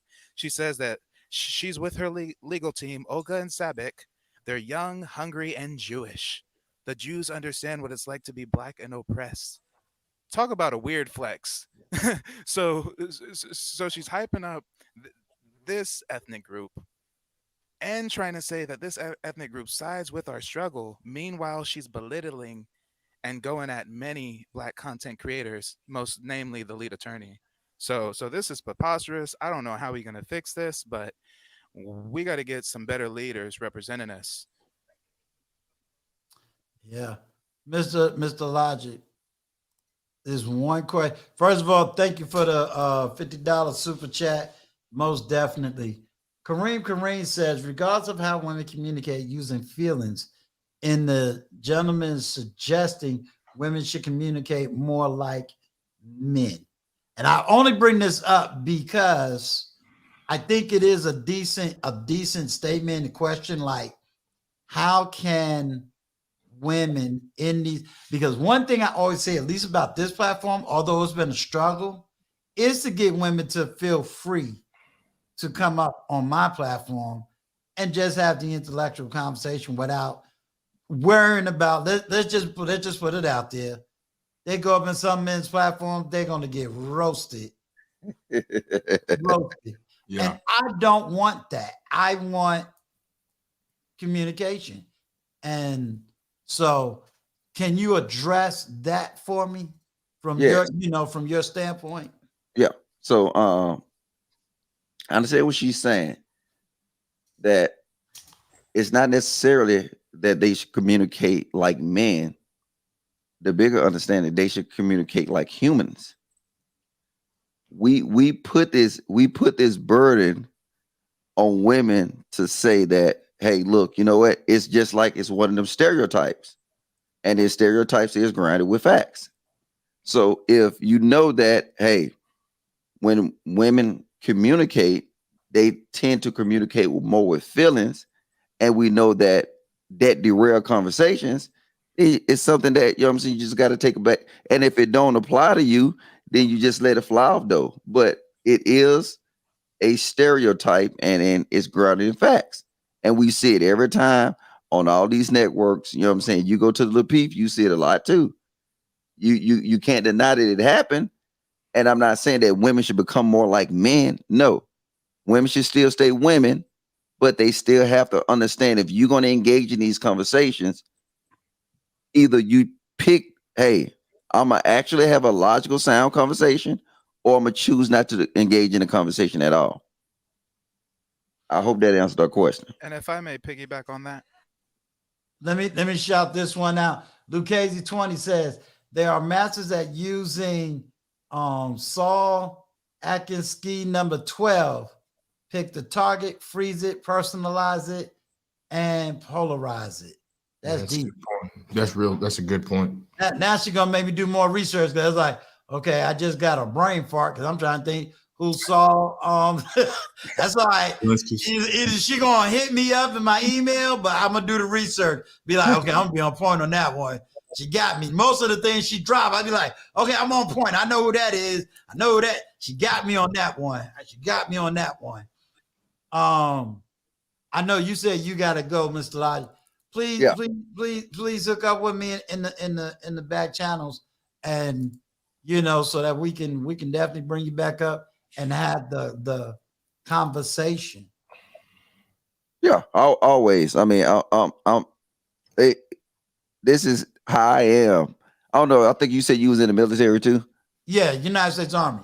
Okay, see, and I was in the army for 22 years, and okay, and it my experience just going and seeing different things. It helped me see things in a different light, and it helped me to see things based upon this work, this don't work. So if we trying to, what I'm saying, rebrand the Black community, fix the Black community, or you know what, establish the Black community. Yeah, right. That's easy, right? Yeah, in the first place.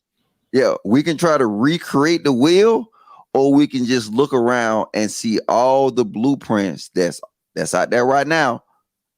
Take the blueprints, take the best things. Like I said, you don't got to try to be white.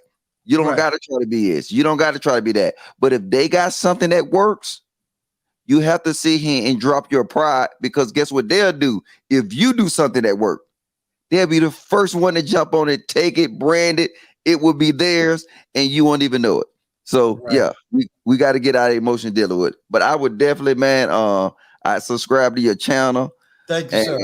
I would definitely be back, brother, and I enjoy your vibe, and this like a real mellow vibe, especially with is Perry your co-host? No, I'm just some chat, man. I actually have what I define as my mastermind group. Yeah, in the back channels. So there's men that's at certain levels. And we have the conversation in the back channel just to figure out where we're going as a business, where we're going as a people. Sometimes we talk about our frustrations. When I say YouTube, it's not just YouTube. It's just, hey, this is what I'm frustrated about. All right, what's the solution and how to deal with this frustration? Or that frustration might be legitimate and we got to just work through the frustration.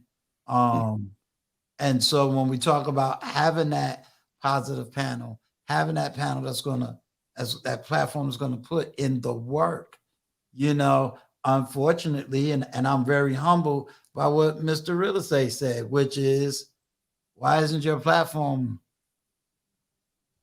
has so many subs, and why aren't you getting this?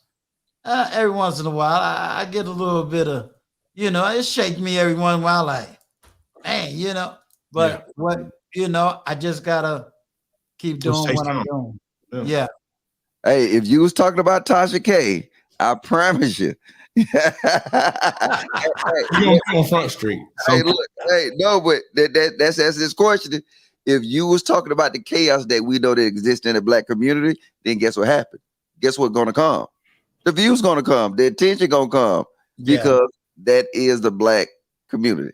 Hey, thank you, old man Stu. Perry. Salute. Salute.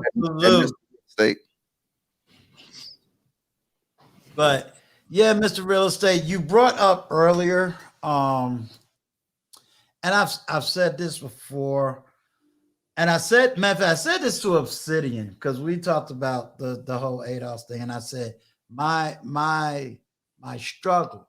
See, I grew up where we called ourselves kings and queens. of Africa. Now you want me to call myself a slave of African descendants. The mindset is a little bit different, you know, and where I understand certain arguments, I'm gonna give that part. Then there's other narratives that to me doesn't make sense, if that makes sense. No, that makes a lot of sense. Yeah. And I actually want to provide a little bit of clarity on my comments earlier. What I was really trying to get at is your channel sub count and the views that you get on your videos do not accurately represent the reputation that you have garnered in YouTube land. That's the point I was trying to make, because whenever I hear Uncle Stu being referred, it's always in high regard.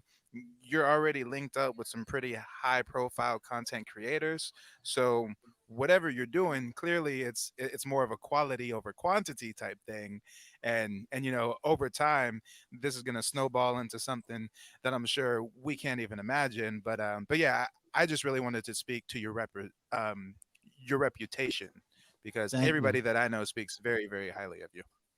Thank you. That's why you know, don't worry, if I ever get that low, Perry be blowing up my phone. But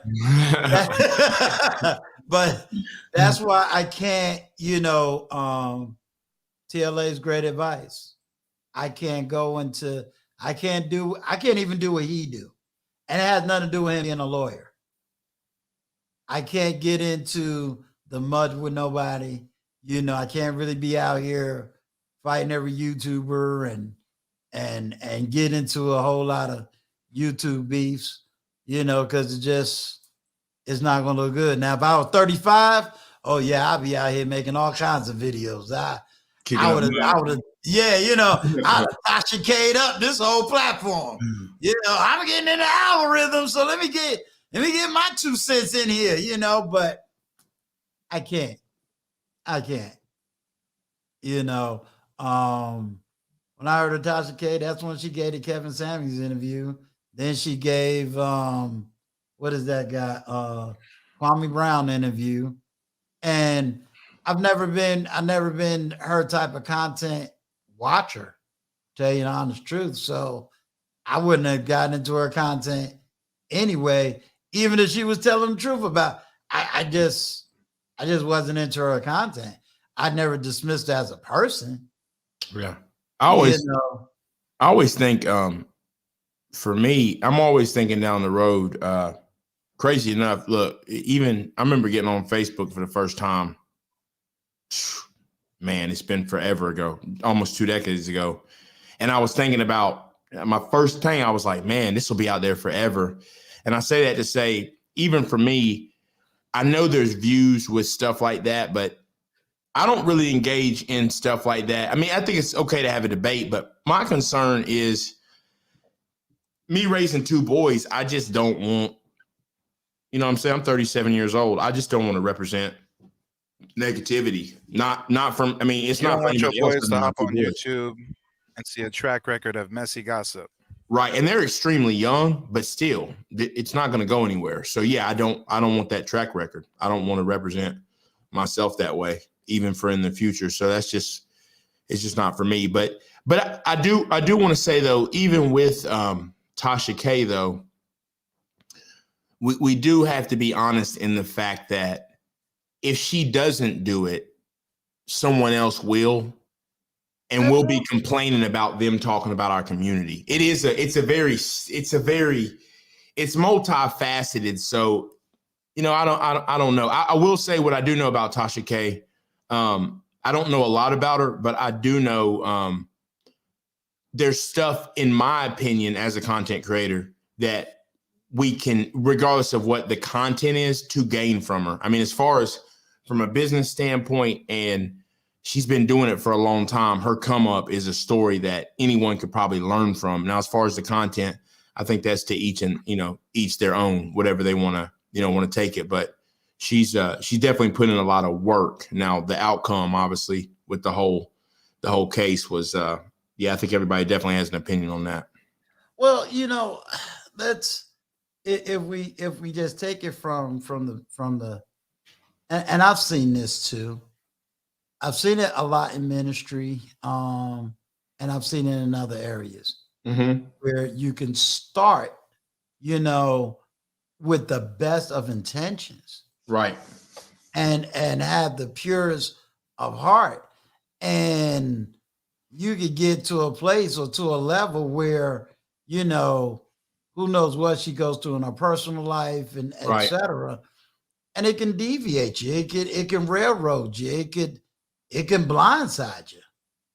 Right. Oh yeah, absolutely. We don't know who her, who her network is, who surrounds her, who advises her, you know what I'm saying? And if you got the wrong people around you, it can derail you. So I don't just take it as strictly her, it's who surrounds her and what can we learn. And that's how I look at it. That's why, again, I didn't sit there putting out videos about her because, one, I don't know her. I haven't followed her to be able to say X and Y and Z. I know the stories, and I get the stories. I get what she, what they got her for, but at the same time, I see that also because, like I said, it happened to me. I'm doing a live and someone took my live, put it on their platform, and was crucifying me and don't know nothing about me. Right. And I reached out to some higher level content creators, and within 30 minutes, they was like, don't touch it. I'm like, well, Dad, this person talking about me. And it was like, you can't touch it. Right. Let it go. You can't touch it. And that's when Lee said, no, you can't touch it because of who you are in this space. You can't talk about it. You kind of got to just, how they say, take the high road and keep going. Yeah. And wish we had somebody that kind of knew Tasha K more, but I will say she's beyond just gossip. And what I mean is, it is a machine. Like, she's to the point where she's got people with firsthand knowledge calling her, like the whole thing. And I think Lee talked about it, right? Months ago, right? Where you got someone in another state intercepting R. Kelly's phone calls in an Illinois jail, giving her this information. I mean, she's reached a level where you've got people basically calling you, giving you inside scoop. She's like her own newsroom now. It's crazy, but I don't understand the whole Cardi B thing. It did go to like I said, there's just levels to it. There's definitely levels to it. And what I say we have to remember is, I hope this analogy makes sense. Just because I do 3 movies does not make me Will Smith. And I can't walk into a room with him and act like I'm him. I'm not. Right. I'm not. Right. And there's levels to it. So to go to war with Cardi B, I just don't know that was, I don't know where it really came from 100%. I don't really know. Other people that really know her will know. Right. But geez, you do have to understand there is a machine out there though. Yeah. And is it worth it? That's I don't know that was the case, like she said in her, but is it worth it? I just don't know. I think, let me say it this way. And if I'm wrong, again, I think you're right. I would love to have an intellectual. I don't want to have an emotional, intellectual conversation with somebody that's from her camp. Right. Which is the way I read the term machine, at least my interpretation, and again, I could be wrong, but the way I interpret the word machine, my question would be, has she really been fighting the machine all this time? Because when I came into this space, all I saw was going after Black men. So it's like, who is the machine? Is it bad Black men? Is it, who's the machine? Now, if I angle the machine based on the way she framed the argument, then I'm saying, okay, that's the white machine. What have you done, you know what I'm saying, to really go after the white machine. Right. Then if I felt in the beginning, you've been going after this white machine and all of a sudden this showed up, I could say, well, heck, I support you. You know, I got you. You know, I'm a ride and die. But I think that's where I got lost in conversation. It was, what is this machine? Right. Yeah. You know, can you really define it? What do you have in your historical background that shows me you've been up against this machine? Mm-hmm. It's just like I think you said it earlier when you said, I want to have a conversation for any black that tells me systematic racism. Let's have the conversation because I want to know what white person told you or what white system told you not to do X, Y, and Z. Right. Yeah. Right. You know, you're trying to get to the heart of the matter. And I think that would be me. I just want to get to the heart of the matter. Yeah. Right. You know, because to me, there's more issues. If you haven't taken down Tasha K for certain violations, and we know they can do it because they've taken down a president. So if you didn't do it with this, then there's other things that smaller YouTubers will get a strike for. Right. Yeah. No, absolutely. You know, you don't get monetized on this video. And I'm going, okay, wait a minute. How is this person doing this? But you crucify me, you know, so I don't know.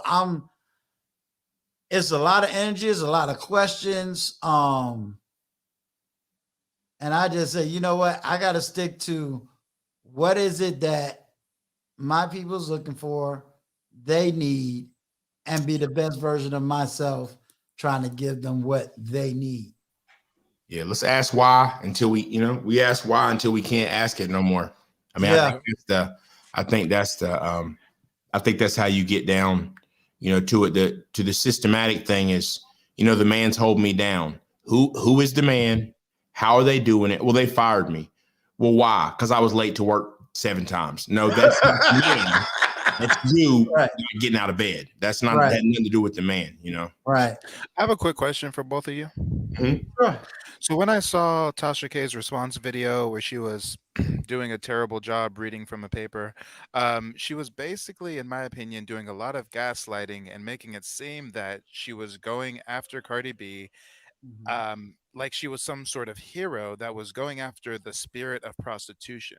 Like she was this one-woman army fighting terrible media portrayals of our community and adultery and things of the like. So for you guys and for anybody in the chat who's actually followed some of Tasha K's content, do you think when she first started commenting on Cardi B, she was doing it with benevolent intentions to correct this quote unquote spirit of prostitution? Or was she doing it with the same salacious, messy gossip vibe as everyone else? And now that she's been slapped with a $4 million judgment, now she wants to play victim to the spirit of prostitution.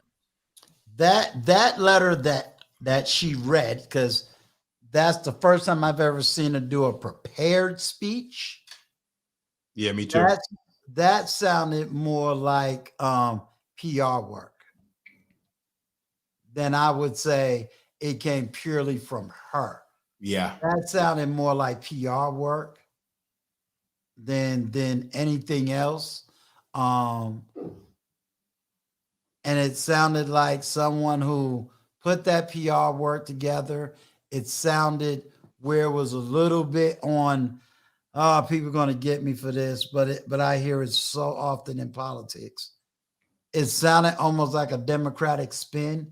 And the reason I use the word Democratic over Republican, because the race card was played real heavily.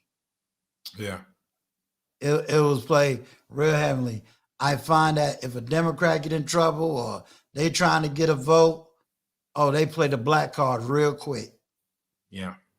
Biden did it. Hey, what do you mean? You don't vote for me, you ain't black. I mean, they play that race card real hard.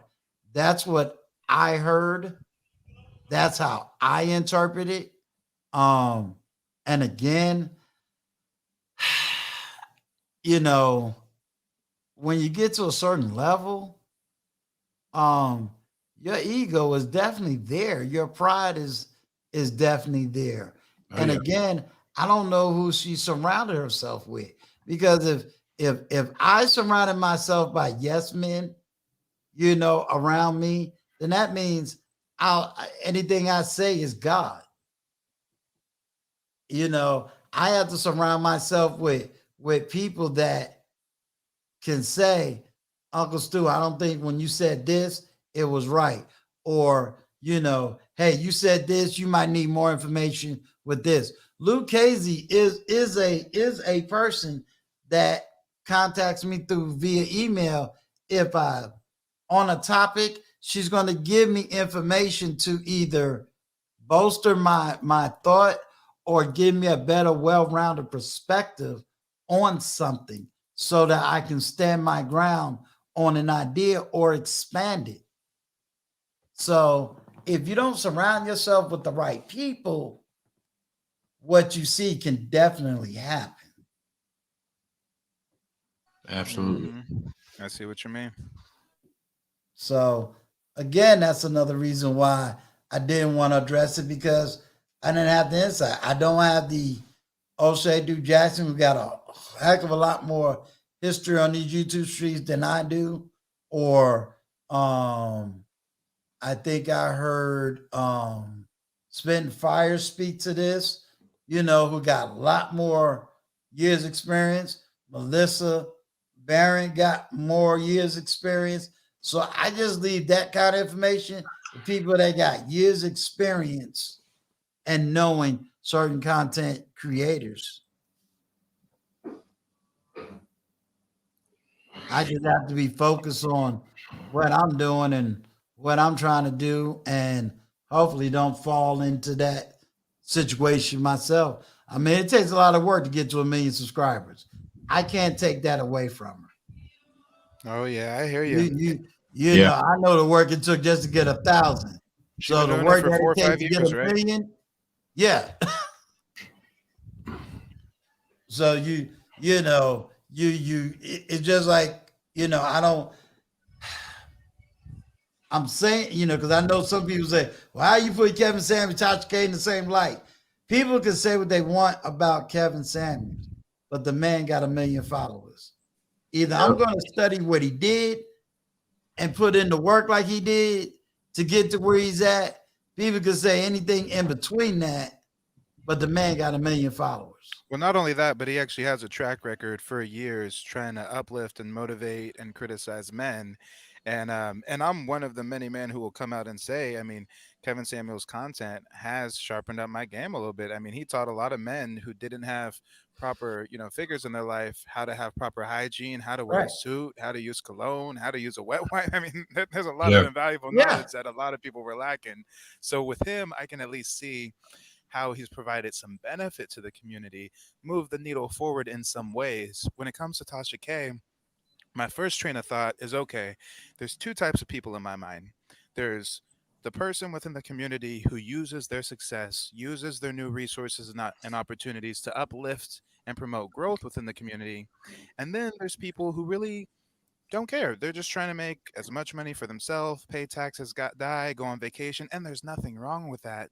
And at first, I was going to try to put her in that second category, but in actuality, now that I think about it, there's a third category, an even more dangerous category, which is the person who seems like category 2. They seem like they're just in it for themselves. They're not trying to promote growth with the community. That's fine. Do your own thing. But in actuality, they are going against the community. They are cutting down Black men. They are doing things to promote conflict. So it's one thing to be like, in the Marvel cinematic universe, to be like the Watcher and just be, a non-biased, I'm just observing, I'm doing me. But you are intervening in the wrong ways. Come on. Right. Yeah. Real quick, Country Mama, Mr. Vaughn, can you put my email in the chat, please? Country Mama, you definitely can email me about that. That's not a problem at all. Give me an email. Be honored to do that. Also, I am setting up a Patreon February 1st, and definitely be a part of that Patreon. When I set it up, more likely it's going to be wide open community setup. And as that Patreon fills, then there'll be levels. But right now, we just want to get the support from the community. And that'll probably be the best way to do it. So, like I said, Mr. Vaughn, if you get a chance, can you please put my email in the chat for Country Mama and just reach out to me, email. And like I said, anybody that knows me knows I'll answer those emails very quickly. And I have a quick that would question be an about honor. your private mentor group. Yeah. So I was on the Patreon exclusive stream with you know, the YouTube elementary students, and I heard you talking about it. So I gotta ask. I know that Uncle Stu can be my digital uncle, but have you opened up the fatherhood level yet? No, sir, not yet. Okay. I'm gonna keep an eye on that.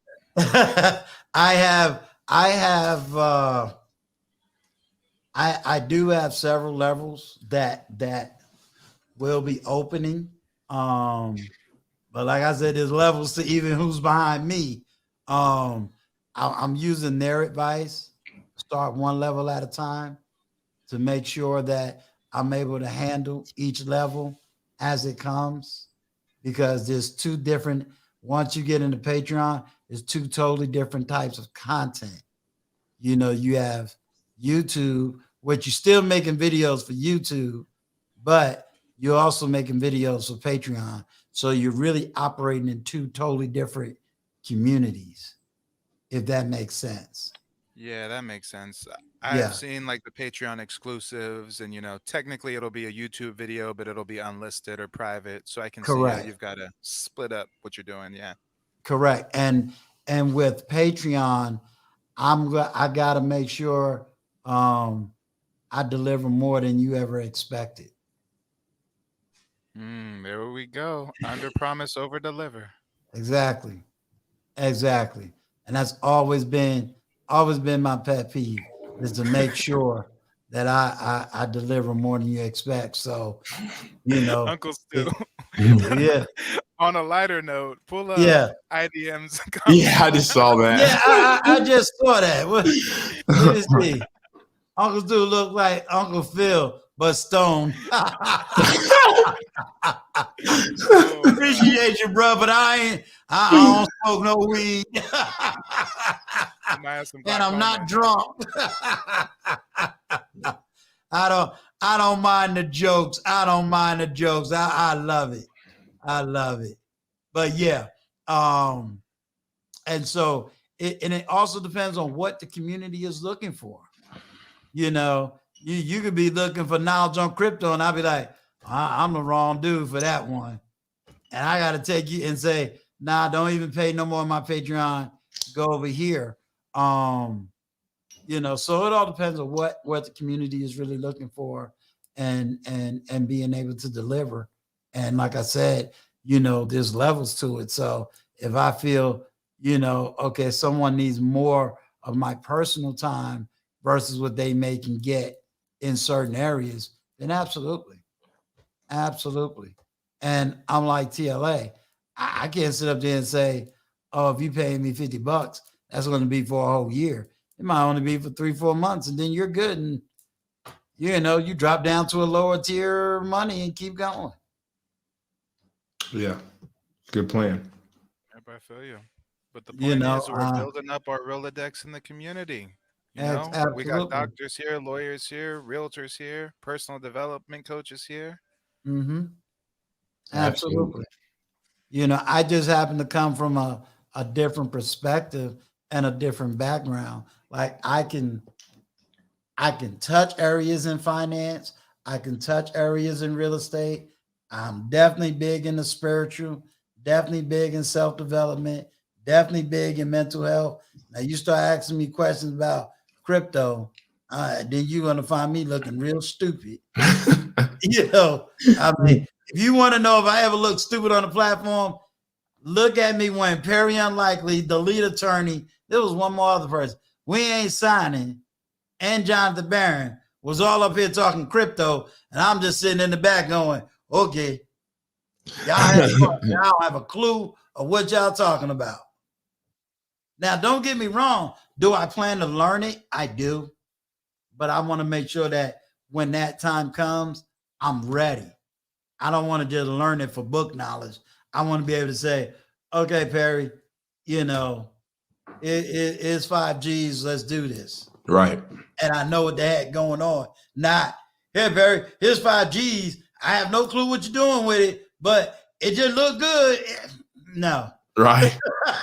And that's what's really powerful is doing something as simple as sticking with what you know. So many people out here will jump off the deep end and try to become an overnight crypto guru just because it drives views.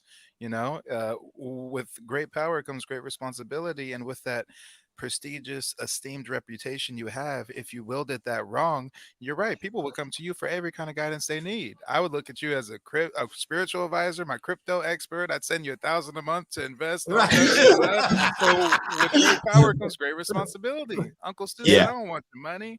I'll help you with what I know, and I'll refer you to those that have knowledge on things I don't until I get that knowledge. And we need much more of that.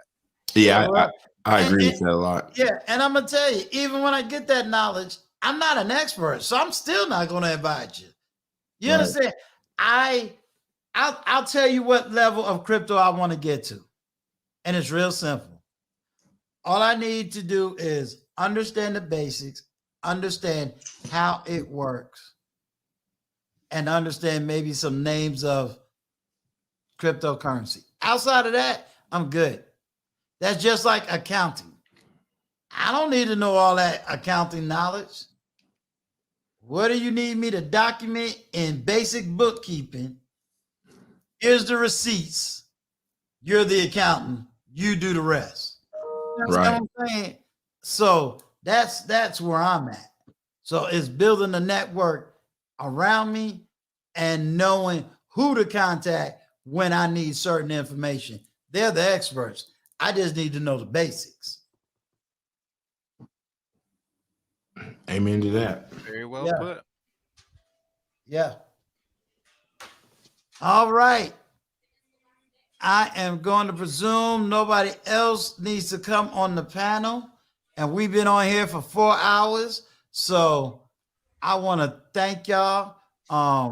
Monday, I think it's been now confirmed.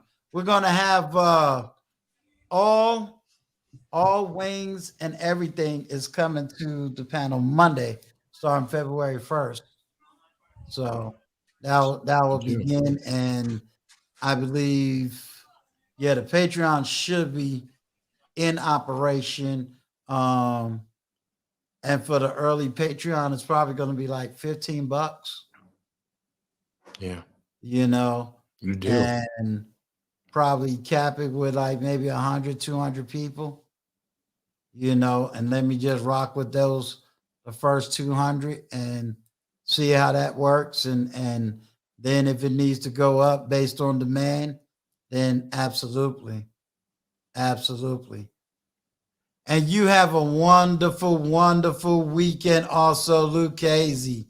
That I call Lucchese my real research woman. So when I say, and she see it, if she drops me a book on Saturday, it's coming through Amazon in my home by Monday or Tuesday. Lucchese is as well known as Gail. She's about as well known in these streets as Gail is. She is. A lot of respect for both of them. I have nothing but respect.